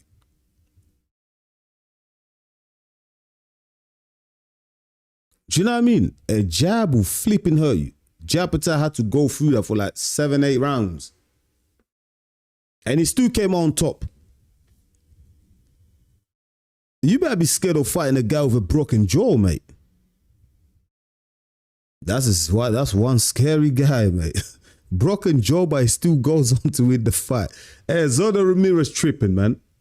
Zordo Ramirez tripping, man. Zordo Ramirez tripping, man. Listen, he don't want no smoke. He don't want no smoke with Japetaya. Yeah, but big fight, my people, man. Big fight. I know everyone from down under is really looking forward to that card. Obviously, listen, sad news. Kerry Fury, the trainer of Justice Huni, he's passed away. Condolences to his family and friends, his loved ones. So Justice Huni is out of that fight. He's out of that fight. But the card will go on. The show will go on. The show will go on, and I'm gonna be there as well. So I'm gonna be doing a live watch along from 8 a.m. here UK time. Very nice, early morning. It's a change because for you guys down under and everything around the world, you have to get up early for the UK fights. So it makes a change. I'm gonna have to wake up early and do my thing. I'll have plenty of coffee, so it should be all right. It should be a great card. Cinkara, man, you better get ready, man. Listen, Cinkara is old as F as well, man. I think he's 39 or whatever, man. He's an old guy. But he's still got quick hands, though. He's got quick hands, but lacks that elite caliber fighter experience. He's fought most of his fights in Germany. Hasn't really fought outside of Germany. So, yeah, he's in for hell, man. Japetaya is really angry. And Japetaya's got that Usyk mentality. He's a cool guy, but if you rub him the wrong way, if you disrespect him, he's going to come for you. To be fair to Cinkara, he hasn't said nothing nasty to Japetaya, but because Zordo has come out and gave you all this. I think Japetaya is pissed off. He's pissed off. You know what I mean? So he's going out there. He's really gonna break Cinkara. I'm predicting a stoppage from Japetaya with the inside 6. Inside 6. I'll be surprised if he goes past that. James Daly asked the question, when can IBF, WBC ring unify? Who's got the WBC? Is it Badu Jack? Yeah, so Badu Jack has the WBC. Has Badu Jack got a fight coming up? I think Badu Jack might have a fight coming up, you know. Let me check Badu Jack.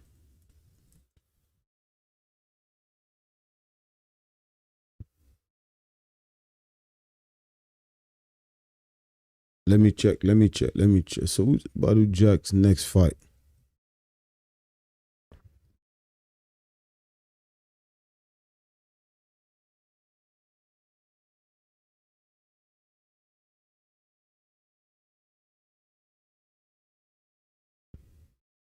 Yeah, Badu Jack, I'm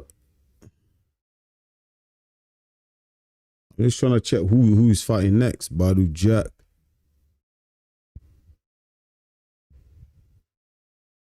And Badu Jack, by the way, is 40. Badu Jack is 42 years of age, man. I don't think he wants any problems with Opetaia. Okay, so Badu Jack has a fight coming up. Yeah. Yeah, Badu Jack has a fight coming up against Noria Mikaujan. I hope I'm pronouncing that right. At the Ace Mission Studios, Los Angeles. Yeah, so Badu Jack has a fight coming up. What's the date on that fight? Yo, he's got a fight coming up on the 13th of December. So Badu Jack has a fight coming up on the 13th of December. Let me just check. 13th of December. So that's not this. That's next Saturday. So that's a week after Japetaya's fight. So Japetaya goes in there and smokes Cinkara. Badu Jack overcomes. If he overcomes this Mikaujan guy, maybe they can make it happen. Maybe, man, because we already know Zodo Ramirez has a fight coming up in Zodo Ramirez has a fight coming up in January. He's got a voluntary defense, whatever. That's happening. And then yeah, so and then he's gonna fight. And then Zodo Ramirez and Benavides, they've got something planned out, right? Apparently, they already signed for that fight. So listen, the stars might be aligning for Japetaya here because Japetaya, okay, listen, Japetaya wins his fight against Cinkara and Badu Jack defends his title the week after. Why not make Badu Jack versus Japetaya for February or March 2026 to unify those titles? But I just got a feeling that Badu Jack won't want to fight Japetaya. Would you fight Japetaya if he's 42 years old? And some of the wars that Badu Jack has already had to go up against a 30-year-old hungry lion in Japetaya, that would be suicidal, man. I think Badu Jack, if he wins his next fight, he's gonna retire. I don't think he sticks around to fight Japetaya. I think he's gonna retire or relinquish the title, and then it will be a vacant belt.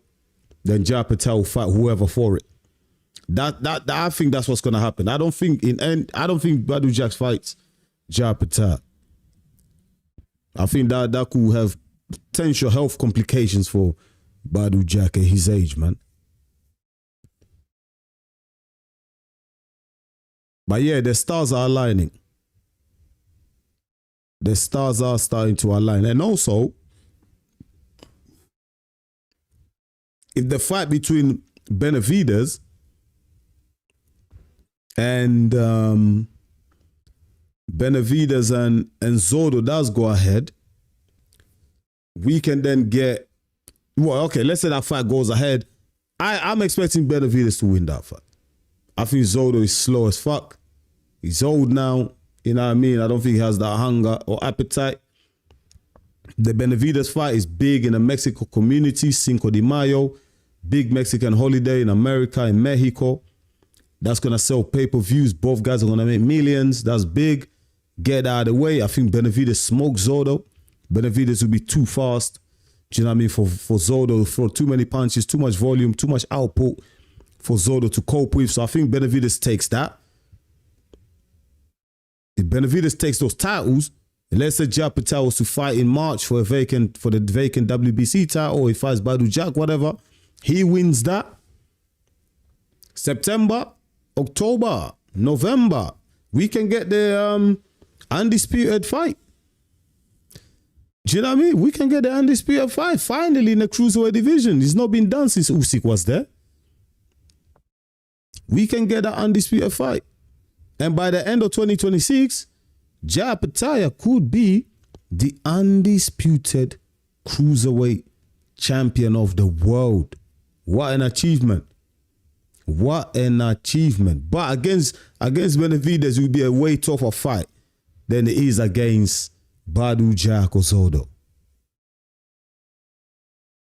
And then Japetaya can move on. He can then move up to the heavyweight division. All right, last few questions. Oh yeah, by the way, my guy Teremuana is also fighting on that card, man.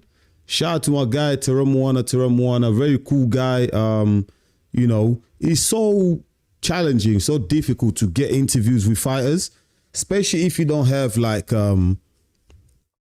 if you don't have inside connections, man. If you're not connected to managers, promoters, you know, or someone, you know what I mean, water boys, or someone that a coach, someone that's connected to a fighter, you can forget. You're not getting an interview, man.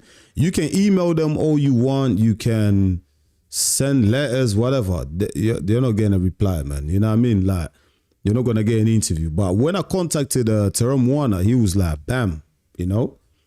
Fantastic guy, cool guy from the Cook Islands. Just a really humble, down-to-earth guy. And yeah, we did an interview, man. Fantastic, man. I really appreciate him for that, man. Shout out to Teremuana. He's fighting on that card as well. Again, I expect him to win. I'll try and get him back on the channel. It's always difficult. I was trying to get him back before this fight, but you can understand he's in training camp. He's locked in. He's fully focused.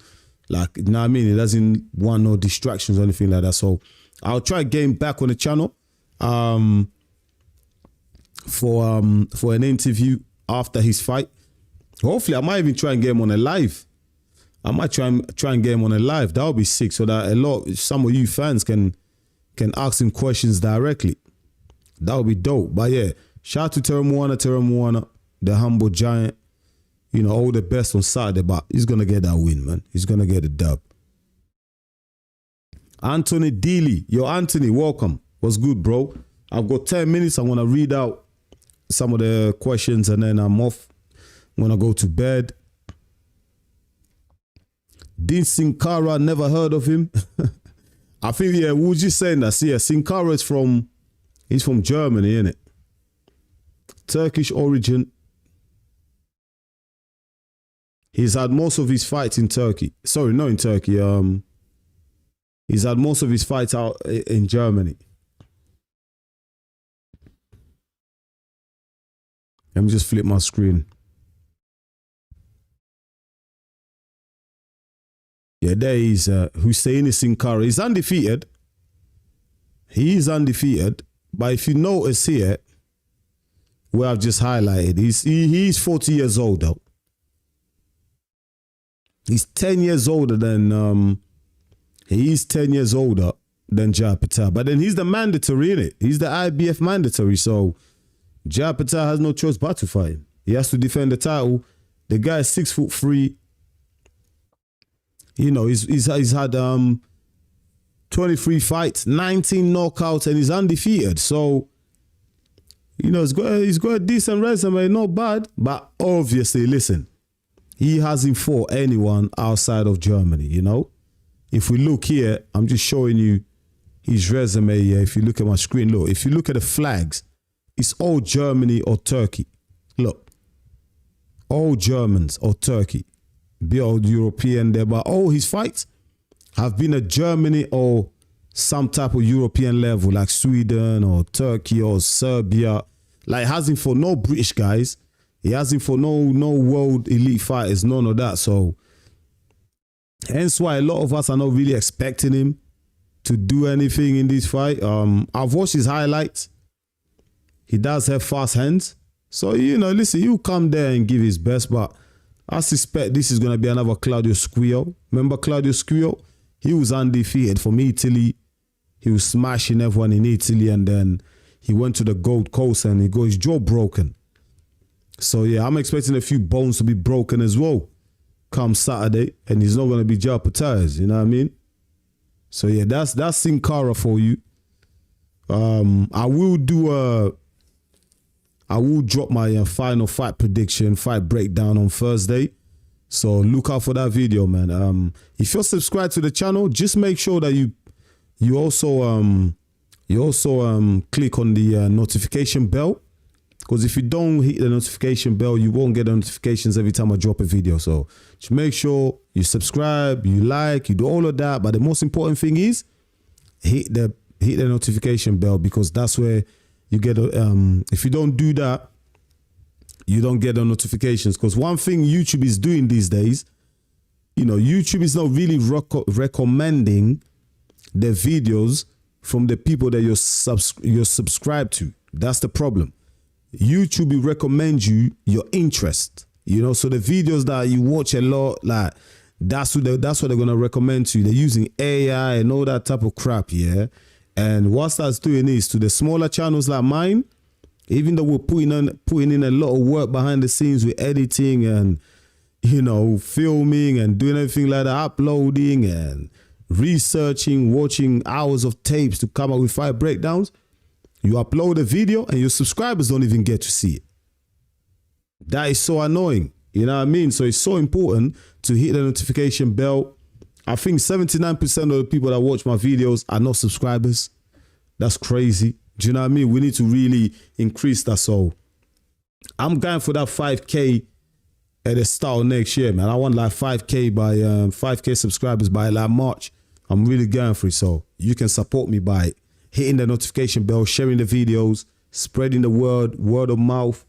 And yeah, we can grow this channel. We can grow this community, man. I think growing this community will be dope, because not a lot of people keep it real. Not a lot of people are authentic in this content creating space, especially in boxing, because there's so much conflict of interest. Do you know what I mean? A lot of people, they don't want to ruffle any feathers because they feel like, you know, if they say certain things about certain fighters or certain promoters, they'll lose access. You know what I mean? They won't have access to Turkey Ala Sheikh. They'll lose access to Uncle Frank. They won't have access to the Eddie Hearns, and do you know what I mean? They won't get no more interviews from Tyson Fury. No more interviews from Anthony Joshua. Do you know what I mean? So they're scared. Like, do you know what I mean? They don't want to upset nobody. I'm the total opposite. Like, I will say exactly how I feel, as long as I'm not personally offending someone's religion, sexuality, orientation, etc., etc. I keep it all sports. You know, you never hear me talking about someone as directly as a person. You know, I talk about their career, their fighting style. I talk about their performances in the ring only. I never go outside of that. Even I see other content creators, like, you know, a fighter will get drunk or something. They'll go do a bloody video on a fighter getting drunk. I'm like, yo, that's their private time. If they decide to get drunk outside of boxing, that's their business. It's not got to do with me. You know what I mean? But if they do something in the ring or something during fight week that has an impact on the fight and the sport, then I'll talk about it. You know what I mean? But they're doing some madness in their own private time and it's not illegal, then that's them, man. I keep their families out of it. Like, I'm not interested in that's not my lane. Do you know what I mean? So channels like this, and there's a lot of channels like this as well. It's not just me. There's a lot of channels. Shout out to there's so many names. I can't name all of them, but shout out to all the channels that keep it real, keep it authentic. you know, channels that are not afraid, do you know what I mean, to tell it like it is, you know, how they see it. You know what I mean? They don't want to build relationships and everything like that, you know? So they're not scared of like, oh, if I say this, that promoter might not like me. Like, shout out to them type of people, you know? We need more people like that in the world, you know? I come up from an era when, you know, if you have a problem with someone or whatever, you scrap it, you know? You have a fight at the backyard. When I was in school, I remember, like, whenever someone had a problem with me, we'll go at the back of the maths class and we'll scrap it out. You know what I mean? I went to an all boys school. So there's a lot of egos, man. In my school that I went to, there was only two kind of people. There was the bully and the victim. That's what we had. You was either a bully or a victim. Like, you had to, there was no in the middle. There was no in the middle, man. Like, there was no, yeah, I'm lukewarm. Nah, you're either hot or cold, man. Do you know what I mean? And that's why I got this mentality, man. That's what toughened me up. Because my upbringing is a tough upbringing, man. You know what I mean? That's why, like, when I'm talking about boxing, for me to tell the truth is easy. Like, I don't even have to think about it. Like, it's just natural to me because I grew up on authenticity. You know what I mean? On realness, you know? And if it wasn't real, if it was being fake, you know what's going to happen to you. So you had to stay true the whole time. So shout out to everyone that's supporting the channel, man. I appreciate you. Okay, I'm rambling a bit there, lost track. Let's go to the next comment. I'm catching up on the comments, then I'll be out. 5 more minutes. Lucas, B4B7F. Fabio Wardley destroyed Frazier Clarke, so it looks like Clark is not the same anymore. And that's been proven by Frazier Clarke losing to Jeamie TKV. Yeah, bro. I think we discussed this. I spoke about this as well. Yeah, that's completely right. You're right. Frazier Clarke is not the guy no more. He took a lot of damage against Fabio Wardley, man. Kingdom Within. Shout out to Kingdom Within. Top subscriber of the channel. He's been with us since the beginning, I think. Kingdom Within, innit? You've been along for the ride the whole time, man, supporting the channel. I really appreciate you. Go check out his channel as well, man. Yo, Kingdom Within. I think what I need to do one day, I checked out, I did watch your channel, and I think your channel is like, what's your channel about? Let me know, because I don't know if it's like conspiracy theories or because some of the shit you was talking about. I'm gonna tell you that I like that. I'm into them type of do you know what I mean? I'm into those conspiracy theories and shit. Like the things you be talking about is crazy. Like, I need to bring you on the channel one day. You need to come on the channel. I like that. I like what you're talking about. I checked out your channel. So shout out to Kingdom Within 7. Go check out his channel as well, man. Go subscribe, man. I think you like some of his content. Do you know what I mean? It's different, you know? Like, it's different. I like it.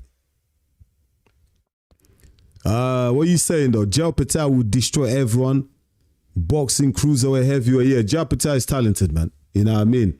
I think at the heavyweight division, there'll be more of a challenge for him. I'd like to see him move up and fight someone like a Moses Ituma. I think that'll be a hell of a fight. Do you know what I mean? Kingdom Within, mark my words. Yeah, nah, therefore, you're right, man. Japetaya is the real deal, man. Kingdom Within again. That's if these fellas actually willing to fight Jay. Yeah, in the cruiserweight division, I think they're all shook. But in the heavyweight division, I think they'll be willing to fight Japetaya. I think they'll be looking at him like, oh, he's a bit small. He's coming up from the cruiserweight division. Just like everyone looked at Usyk like, oh, he's a bit too small. Can he handle the heavyweight division? Can he handle the power? And he did. So I think it'll like Japetaya have a similar journey. But I feel like, you know, fighters like Moses Ituma, who's a southpaw as well, will give him a tough challenge. That's the fight that I would like to see. Japetaya versus Moses Ituma. That would be a big fight. Lucas, Japetaya will destroy Zordo Ramirez. Yes, he will. Frazier Clarke rematch Jeamie TKV. Let's wait. Let's see, man. Kingdom Within, RIP Kiri Fui. Yeah, RIP Kiri Fui, man. Justice Huni's trainer who passed away. RIP, brother. And condolences to his family and friends.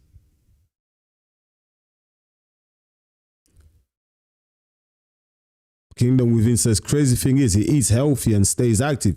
Yo, Kingdom Within, that's what I was saying. Like, listen, you could be the healthiest guy in the world, man. You know, you could have the best medical care in the world and you're still going to die. When is your time? When is your day? When is your hour? You're gone. You know, it's life, man. It's life, man. Well, none of us are going to be here forever. We're all going to go. I think the best thing about, one thing I've learned about death, because I've lost so many friends and families and stuff, and, you know, you just have to accept that it's part of life.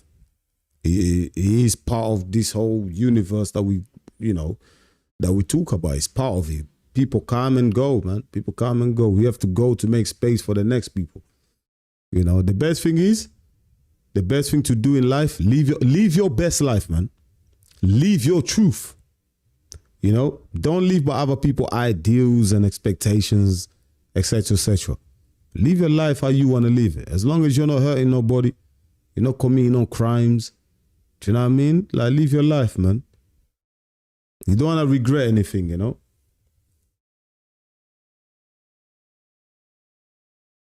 Called a croc hunter. Yo, you're a croc hunter. You be hunting crocodiles, yeah? Stop hunting crocodiles, bro. Croc hunter, stop hunting crocodiles, man. Oh, my days. Listen, this is crazy, man. G-Day made from down under. Yo, G-Day.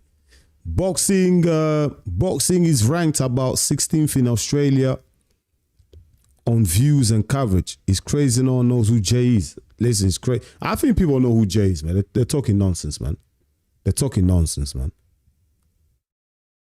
Bro, Richard Riapo, Masius, Master Back were both sent offers and knocked down back too. Yeah, listen, they don't want to fight. They ain't trying to fight Jai Opetaia, man. They don't want to fight Jai Opetaia, man. Godzilla 2025. No, not 2025. Godzilla 2005. Sorry, my bad. What's your opinion on Usyk versus Wilder fight? Because Usyk is eyeing the Wilder fight. Hey, listen, I saw that. Yeah, I saw that. Yeah, I saw it's weird, isn't it? Usyk doesn't want to fight with Wardley, but he wants to fight Wilder. Listen, Usyk is just looking for big money fights now, man. I know a lot of boxing fans are disappointed, but listen, let's be real, man. Usyk has earned it. You know, Usyk has earned to do whatever the hell he likes, man. Undisputed the cruiserweight division, 2 times undisputed in the heavyweight division. Bro, do what you like. Usyk, go do what you like. Do what you like. Do you know what I mean? Like, but listen, it's an intriguing matchup. Yeah, Usyk will smoke Wilder. Wilder is like Usyk, yeah, he loves these giants, man. It's too easy for him. These big punches, Usyk, all these Wilder, all these big giants, they can't beat Usyk. The guy that's gonna beat Usyk is gonna be around about the same height as Usyk. Yeah. Will probably weigh around about 230 pounds, around about that. Yeah, will be fast and dynamic, man. That's the only one that's gonna beat Usyk. All these guys, big punches, they got no chance, man. They will never land on Usyk. Usyk's too awkward. His foot movement is too good. It's too elite. His head movement is elite. His boxing IQ is out of this universe. You know what I mean? To beat Usyk, you have to match him for speed, match him for footwork, match him for everything.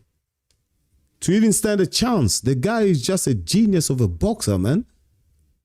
But the Wilder fight is just a money fight. You know what I mean? Usyk is looking for that money fight. He wants big money. That's why he can't be bothered to fight with Wardley. What he'll do, he'll fight a Wilder, get big money, let Wardley defend the title against someone. Yeah, and then you come back and smoke whoever's got the belt and become 3 times undisputed champion. Do you know what I mean? And make more history. But I will say this, the longer Usyk hangs around, the more chances he's of him losing, because it's 39, 40. Listen, you never know when Father Time will catch up to you. The thing about Father Time, yeah, and I've spoken to a lot of fighters, and what they tell me is, the thing about Father Time is, when you're doing the training camp, yeah, you won't know Father Time is there yet. Like, you be hitting the bags, you be doing your 4-5 mile run a day, you be, you know, doing all your normal activities during training camp, sparring, everything will be great. Father Time meets you in the ring When you get in that ring, all of a sudden Father Time is there, and you're like, damn, I'm not moving the way I used to move. My reflexes are not where they used to be. I'm not throwing that punch the same way. Oh, my punch resistance is gone. All of a sudden, even a jab is rocking me. That's why a lot of fighters tell me, man, the Father Time met them in the ring. During training camp, they were fine. They felt good. They felt, you know, they still had a spring in their step. It's when they got in the ring, then they're like, oh, damn, Father Time. Do you know what I mean? That's one of the reasons why I didn't really try and pursue further boxing, because I had one fight in boxing. I had a white collar fight. I was already like, when I had it was like, was it 2024? Yeah, I was 35. I'm 36 now. I was 35, yeah. And even during training camp, I was just feeling pains. Like, I hurt my wrist during training camp. It took like 3 weeks to recover. Do you know what I mean? Even then, I wasn't fully recovered. And I was 35. Do you know what I mean? So the older you get, it is hard. It takes longer to recover from injuries. Do you know what I mean? It takes longer to recover from little pains, little aches. It's just like, that's why I thought to myself, you know what? I had one fight, then I was offered another fight. I started the training camp for that fight. And then I thought, you know what? Nah, it's not for me, man. Who am I really trying to prove to? Do you know what I mean? Like, I've already had one fight. It felt good. I know how it feels to have a fight, whatever.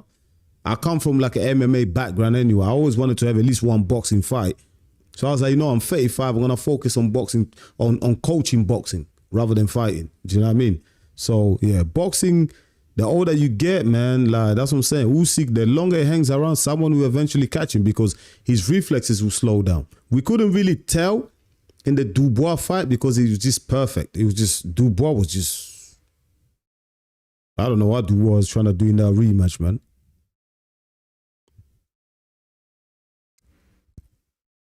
Caldo, Croc Hunter. Yo, the Croc Hunter, man. Hey, listen, I've never tried crocodile meat before. I see people eating crocodile meat and that. You know what I mean? The Croc Hunter, I'm sure you got a lot of crocodiles in your house, mate. You know what I mean? Send me some of that crocodile meat, mate. Yeah. Yo, thank you for spreading the word of Jay, bro. Yo, listen, man. My pleasure, man. It's nice. No, it's not a biggie, man. Listen. I rate Japetaya. Like, see me here with fighters I rate, I'll talk about them. Do you know what I mean? I'll talk about the fighters that I rate, and I rate Japetaya. So, and also I feel like in the UK they don't really promote fighters from Australia and New Zealand like that. They don't, because listen, you even saw Joseph Parker complaining about it. A lot of the fighters from down under, they always complain about not getting like a lot of airtime, promotion, and stuff like that. So I've made it my mission. To promote fighters from down under. You know, if you've been following this channel for a while, ask the people that have been here long, they'll tell you Enzo has always been promoting fighters from down under. Because I checked. I'm like, yo, they're not really talking about these fighters. You know what I mean? They're bigging up some fighters that I don't even know that when you got some crazy talent in Australia and New Zealand, but no one's talking about them. Like Justice Huni, I didn't really know, I'm going to admit, I didn't really know much about Justice Huni until he fought Fabio Wardley. I was like, damn, let me check out some other fighters in Australia and New Zealand. There's a lot of talent out there. Then I discovered Teramuana. Do you know what I mean? So I've made it a mission to, I said to myself, all the fights, all the cards in Australia and New Zealand, I'm going to cover them. I want to cover the weigh-ins, the press conferences, etc., etc. I want to do all of that. Really support them guys, you know what I mean? And I'm sure there's other content creators from Australia. Like I see Junior Farr. There's a guy called Junior Farr. He does a good job as well promoting fighters from down under as well. So shout out to him. You know, it's good. We need to, wherever there's talent, I believe wherever there's talent in Africa, in Asia, in the South Pacific, wherever there's talent, I believe is our duty as people that cover boxing, yeah. Low level, high. Obviously, the guys are the big guys, the big YouTubers, yeah.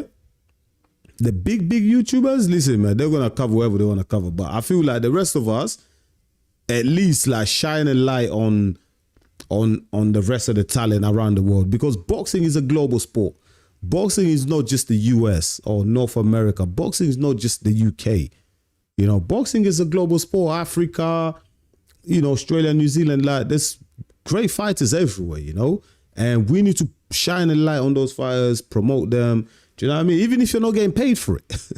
You know, a lot of people want to get paid to do promotion.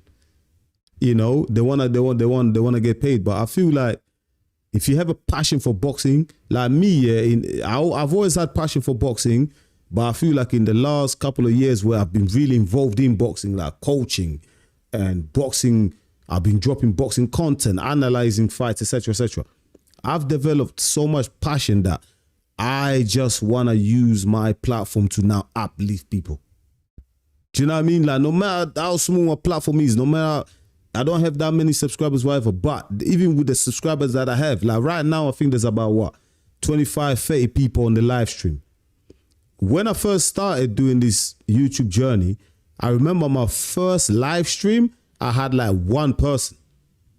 And that one or two people kept coming on and off, on and off. So I'll have like 2, 3 people and I'll be like, yes, there's 3 people watching me. And then those 3 people will leave and then it will be 0. And it will just be me there talking to myself. Do you know what I mean? I'll be like, yo, damn, I'm here talking to myself. But the more you persevere, you know, the more you learn and the more passion you have for something, the more you keep it real, keep it authentic, it will grow. It will grow. It will grow. You know what I mean? So, like I said, man, I developed a passion for boxing and I want to shine light everywhere. You know what I mean? I want to shine light. A lot of fights enough. There's a lot of talent in Africa that I want to shine the light on them as well. Really promote them. Now, I mean, I don't want to do what everyone else is doing. I want to be myself. I want to be different. You know what I mean? Obviously, listen, when it comes to boxing content, a lot of it is very repetitive. It's very copy and paste because you can go to your favorite YouTuber channels right now. They're probably talking about the stuff that I'm already talking about. Or what I'm talking about, Adeola Depot probably already spoke about it. Shout out to Adeola Depot as well. Do you know what I mean? Big in the game, big in the game. He's done really well for himself. I'm proud of him. You know what I mean? He's done really well. But a lot of the time, we all talk about the same shit. So it just depends on really who you like. Like, do you know what I mean? It's a popularity contest because it just depends on the style of the presenting, you know, from the person that you're watching. It's like a popularity contest, really. But we're all saying, most of the time, saying the same shit. So I thought, you know what? I want to be different. I want to cover other fight. Like, who do you know right now in the UK or US that's doing a fight review on a Japetaya card? Let me know. A lot of them might do like a watch along or maybe a fight breakdown, but who's actually doing a fight review on a Japetaya card in the Western Hemisphere? Yeah, what is it? Going into 1 a.m. here in the UK, doing a live stream on a Jai Opetaia card. You won't find many because people are just not interested in it, especially here in the West. UK, Europe, America, who's doing a live stream on it? On a fight review, spending time on it. Not many people are doing this. Probably me and probably one more person. That is it, mate. You know? So, it is what it is, man. You know? We just keep on building, mate. Fact, Zordo ain't no pay-per-view star. Zordo's never been a pay-per-view star, man. He's lying to himself. Kingdom Within, offer me 1 million and I'll fight the Terminator. Listen, I'll fight anybody, mate, for $1 million.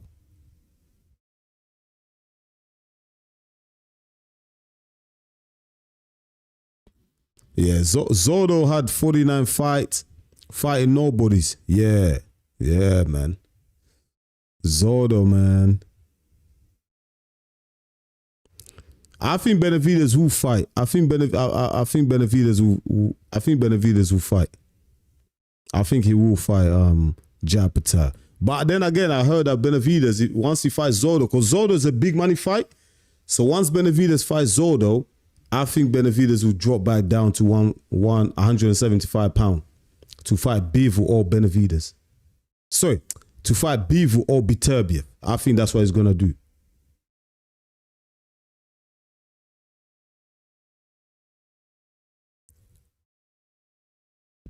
Caldo Croc Hunter just subbed, brother. All right, listen, thank you so much, man. Thank you for subbing. I really appreciate you, man. Shout out to you, man. Thanks for the sub. I really appreciate it. I hope you're enjoying the show. You know what I mean? This is Enzo, the realest in the game. I hope you're enjoying the show, brother.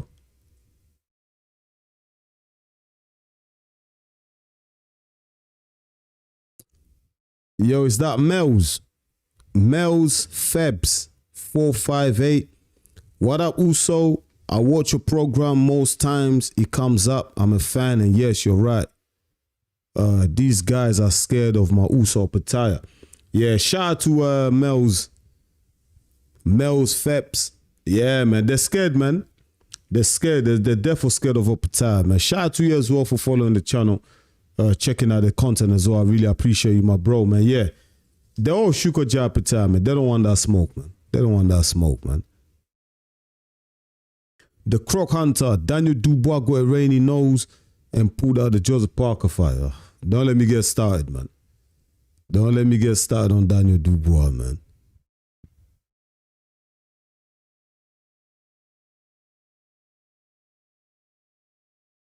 Mel's, that's a real warrior fighting with a broken jaw in round 3 and fighting right through the fight. Yeah, that's what I'm saying. Japetaya is the real deal, man.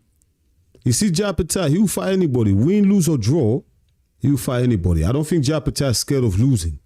You know what I mean? Japetaya is not, let me say this. Japetaya is not scared of a fight. Japetaya is not scared of losing. I think Japetaya has nightmares not fighting. Do you know what I mean? So Japetaya goes to bed and it's like, there's no fight on, he's having nightmares because he just wants to fight. You know, he's not afraid of a defeat, bro. Japetaya, I think he will see himself as a failure if he retires undefeated, but he didn't fight the best guys. I think that's how Japetaya will feel. Do you know what I mean? That's why I think people get him twisted, because people are thinking, they're thinking Japetaya, oh, some people say, oh, he fights bombs, you know, he's not challenging these big guys. None of them want to fight him. He wants to challenge himself against these guys. Like I said, he's not scared of fighting. He's not scared of a defeat. He's more scared of retiring and not having to fight some of these big names, man. You know what I mean? I think if anything, that scares him the most.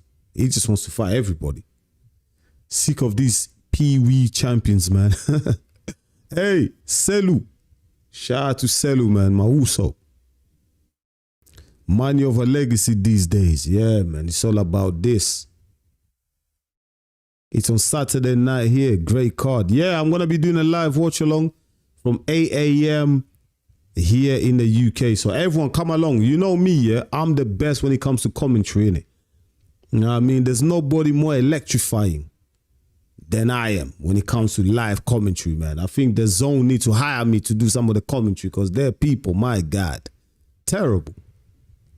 Japetaya is chasing the belt, so he ain't ducking any top tier fighter. Nope, you're right. Keep an eye on Terem Moana Jr. heavyweight. No, yeah, listen, I had an interview with Terem Moana. Great guy. And he's gonna win. He's definitely gonna win come Saturday. I expect him to win.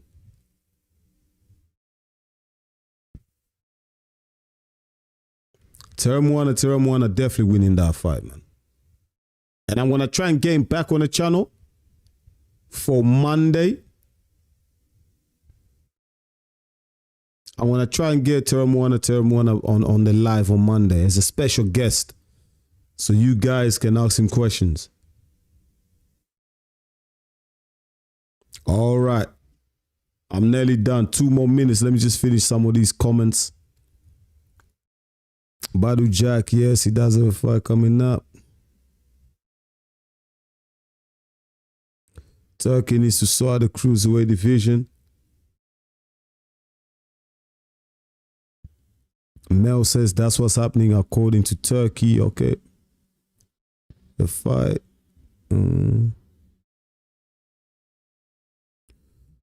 Mel's, hey bro, are you coaching boxing as well? Yes. Yeah, I coach. I'm an amateur boxing coach. So I've been coaching coming up to about 3 years now. So I coach in a gym called Rumble's Boxing Academy. It's an amateur boxing club. So I'm there. I've been learning the ropes the last few years. And yeah, I'm enjoying the journey. It's good to see boxing from a coach's perspective. Listen, I give a lot of coaches smoke when it comes to my channel, man. You know what I mean? I critique a lot of coaches. And I tell you a funny story.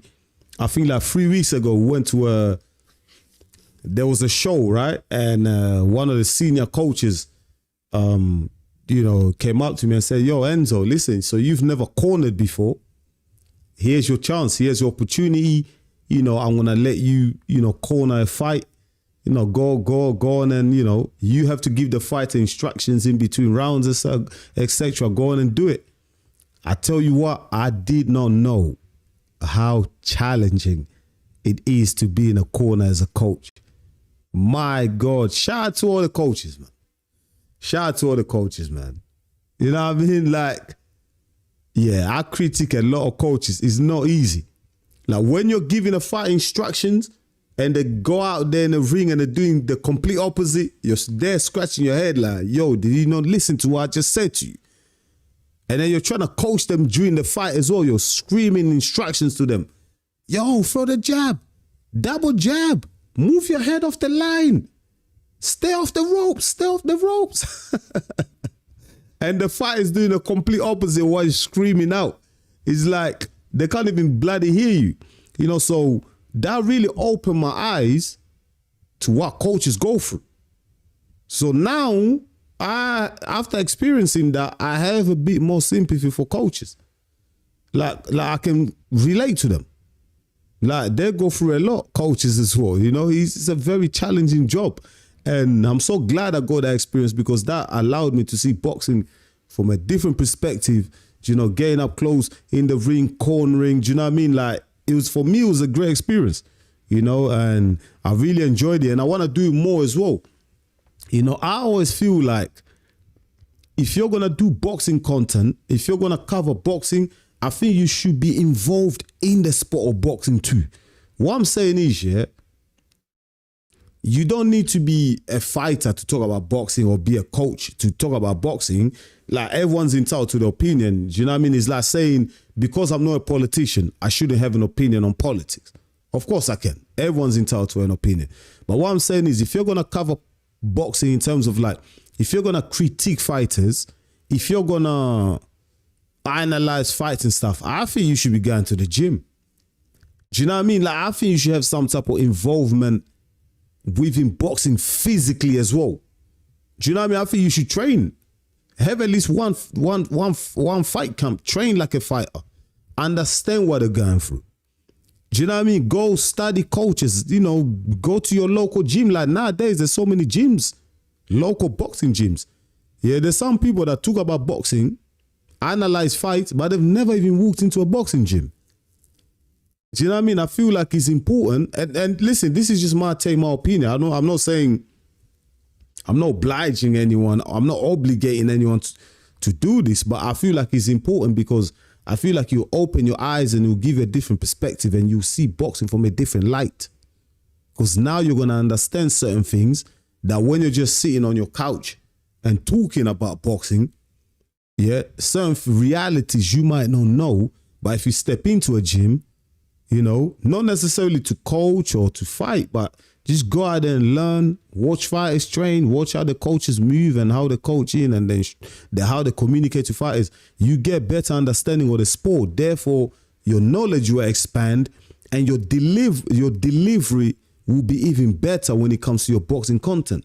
Do you know what I mean? Because I see some YouTubers, whether big or small, sometimes when they're talking, I'm like, what the hell are you talking about? Like the way you're criticizing the fighter, I understand you have your opinions, but you have no clue about what you're talking about when it comes to the tactical side of boxing. Do you know what I mean? Like your analytical eyes, your view is not correct because you haven't really fully understood the sport. Do you know what I mean? I'm not saying you have to be a boxer, again, or have to go to the gym, but I feel like it's important and you expand your knowledge even further and give you better experience if you do get involved with your local gym. There's so many local boxing gyms. Get involved in that. You know, that's what I've done. And now, when I come on here and I'm talking about fighters, or I'm critiquing a coach, I know exactly what I'm saying, and I'll know how to word it because I understand what these guys and girls go through to get to where they are. I understand the sacrifices, the pains. I understand some of the communication challenges that the coaches have. Do you know what I mean? Because I see so many people. Some people are really great at breaking down fights, you know. You see some people, they break down a fight as if like, if you put them in a corner of a fighter, they'll actually do the same shit that they're talking about on their YouTube content, but they can't do it if it actually comes to them. If you put them in the corner of a fighter, all that shit they're talking, they won't be able to do in reality. In real life, they won't be able to do it. I'm just keeping it real. That's not how shit works. You know? But there's people out there with so much talent, like analytical talent. They've got a great eye for analyzing, detecting flaws in fighters' tactics, in their games and stuff like that, in their game plan, etc. But they've never stepped a foot in a gym. You know, you'll be even better if you do go to a local gym and actually physically be there and learn. You don't have to, but that's just my advice because it's helped me. It's helped me a lot, tremendously a lot. And it's improved my analytical skills because me, when it comes to boxing content, when I drop my content, fight breakdowns, etc., I don't have a script. I don't write a script. What I do is I study the tape, I study the fighter, and as I'm studying, I'm memorizing in my head. I'm memorizing in my head. Do you know what I mean? I'm already wording in my head of how I'm gonna say it when I drop the video. Because I feel like if I've got a script, if I'm reading it, it doesn't come across as authentic as I want it to be. I want to make mistakes. Do you know what I mean? I want to relate. You know, I don't mind stuttering a bit in my videos because then that's real. Do you know what I mean? That is real. Like, a lot of people chasing perfection in a world full of flaws, man. Do you know what I mean? Like, I don't want to be too perfect on camera, and that some people want to do, and in some profession you might have to because obviously the production is big. There's a lot of money being spent on it, so I understand. And obviously, as I grow, do you know what I mean? Like, if I have to work with various networks, I might have to read a prompt or a script or whatever. So I will have to learn all them things because it's actually gonna benefit me and my evolution into sports media because that's what I want to do. That's what I'm doing now. Obviously, I want to expand. But most of the time, I just want to speak straight from the, do you know what I mean? Straight off the cuff. And I think people can relate to that. But yeah, man, listen, I was just answering that question from Mel's. Are you a boxer? Are you still coaching boxing? Yes, I am, man. Yes, I am, man. Usyk has too much footwork. All right, guys. Last ones, I can't get all the questions. Lucas, Ben Whitaker is looking to be the next British boxing star. Hasn't fought the very top level of opponents yet, so Ben needs to step up in competition. Yeah, that's what I said. Ben will step up in competition. I think he should fight Joshua Boati, Zach Parker, Anthony Yarder, Lyndon Arthur next. I think that's his next opponents. But we're going to talk about it. We're going to talk about it as the days go on. Mels, you're real, man, and tell it as it is. So big ups to you, my bro. Yeah, man, listen, I appreciate that, man. That's why I call myself Enzo, the realest in the game, innit? I'm the realest in the game. And if you see anyone else using that slogan, the realest in the game, yeah, they're copy. You know what I mean? Tell them leave Enzo's name alone, man. I'm the realest in the game. But I appreciate the support. I appreciate the support from everyone else. The Croc Hunter. The smaller YouTube channels are the best, and most of them are unbiased, to be honest. Yeah, I feel like the small YouTube community, man, we have to be unbiased, man. We have to keep it real. Do you know why? Because most of the time, the smaller YouTube channels, they ain't got the connections yet. Don't forget all the big YouTube channels, they were once small YouTube channels, innit? But obviously once they start getting bigger and bigger and making connections, and now they're involved with this promoter and they've got Turkey on their side, and you know, they kind of have to watch what they say, because now there's conflict of interest in it. They have to try and protect that bag in it. And listen, who am I to tell people how to, you know, how to conduct, you know, the careers or their channels or whatever? Do you know what I mean? But those big channels, because they're so connected, you know, they kind of have to stay in line, because they don't want to ruin any relationship that took them years to build as well, to establish. So I kind of get where they're coming from. But with me, one thing is important to me. I want to stay independent. I really want to stay independent, because I feel like when you're independent, you can do whatever the hell you want to do. And there's a lot of podcasters, there's a lot of people out there that are independent, that are doing really well for themselves. Because when you're independent, you can say what you want, keep it authentic. There's no conflict of interest. We say something, you don't upset nobody. If one of the big brands or anyone wants to collab with me, we can collaborate. But I don't think I'll ever directly work for somebody. Do you know what I mean? Nah, man. Nah, that's not for me. That's not me, man.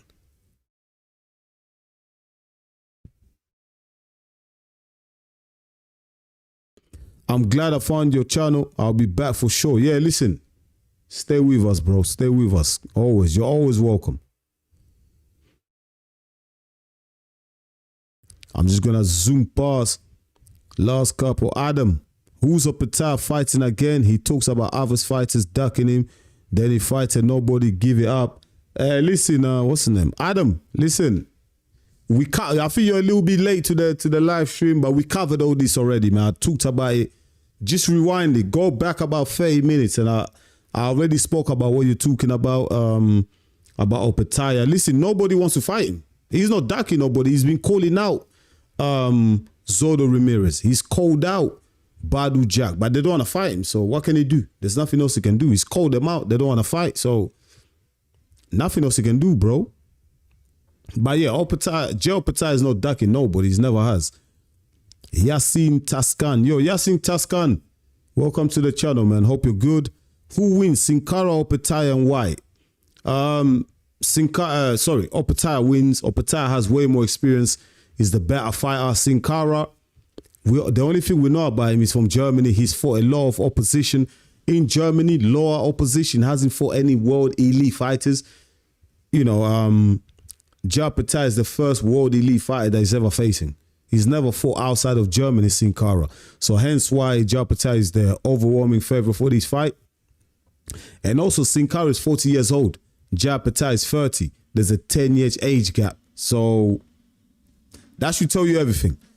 That should just tell you everything. So hence why Opetaia is the favorite for this fight. And also, by the way, Yasin Taskan, if you're watching, I'm gonna be doing a live watch along for that fight on December the 6th on Saturday coming up from 8 a.m. right here on this channel. There will be a watch along. So if you wanna come along for the live commentary, there'll be no footage. A lot of people ask me, yo, Enzo, are you gonna be showing the fight live? No. There will be no live footage. It's only the commentary. So come along and let's all talk, you know, let's link up. And I'm going to be right here. Listen, my people, I'm done. You know, I've been here for like what? Almost 3 hours, 2 hours? Yeah, it's been a long time I've been here. Listen, I'm here every Monday for the Monday Night Boxing Live. I'm here. So the link, I normally drop the link in the community post. Yeah, that's why I drop the link. And sometimes I'll have guests come on. Sometimes I won't have a guest. But I'm always here Monday. Usually I want to be here by 9:30 p.m. But because I coach and I have a family, it varies. You know, sometimes I might start at 9 p.m. I might start at 9:30 in the UK. I might start at, you know, 11 p.m., 10 p.m. Like, it depends. But the right time, 9:30 p.m. UK time. That's when I normally start my live show. So if you want to come next time, if you got any questions, boxing or anything else in general, I drop the link in a community post as soon as the link drops, what you need to do, if you got a question and you want your question to be right at the top so I can answer it ASAP, soon as possible, drop your question on the link. So as soon as I drop the link, write your question down. So when I start the live stream, your question will be right on top and I can read it. Do you know what I mean? But I'll be back on Monday where we're going to recap the weekend fight, Jai Opetaia, Moana. I'm going to try my best to get Moana to come on the live stream on Monday. I'm going to try my best. I'm not guaranteeing anything, but I'm going to be in contact with him and try and get him to come on the channel. Yeah. But thank you so much for everyone that's been on this live stream. I really appreciate 2 hours. It's now 1 a.m. here in the UK. So I want to go to sleep now. I'm tired as hell. Thank you so much for all of you to come on. You know, we had about, what, 35, 40 people on the live stream. That's the most I've ever had. So I really appreciate you people. Shout out to you. I remember when I first started doing the live streams, I used to have one person on the live stream. Do you know what I mean? So this is a massive improvement. It shows that the channel is growing. Before you know, we're going to start having like 200, 300 people on the live stream. So yeah, I appreciate you, my people. But yeah, I'm going to drop a fight breakdown, fight prediction on the Japetaya versus Cinkara on Thursday. So look out for that. And like I said, Saturday, 8 a.m., we're back here for the live watch along. Please, let me ask you this again. Smash the likes if you're in the building. Smash the likes.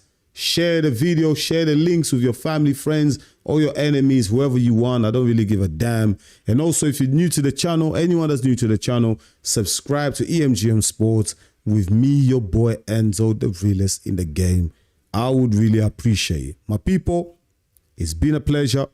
Thank you so much for coming in. For those of you who I couldn't read your questions, apologies, but time has run out. I'll see you again on the live stream Saturday, 8 a.m.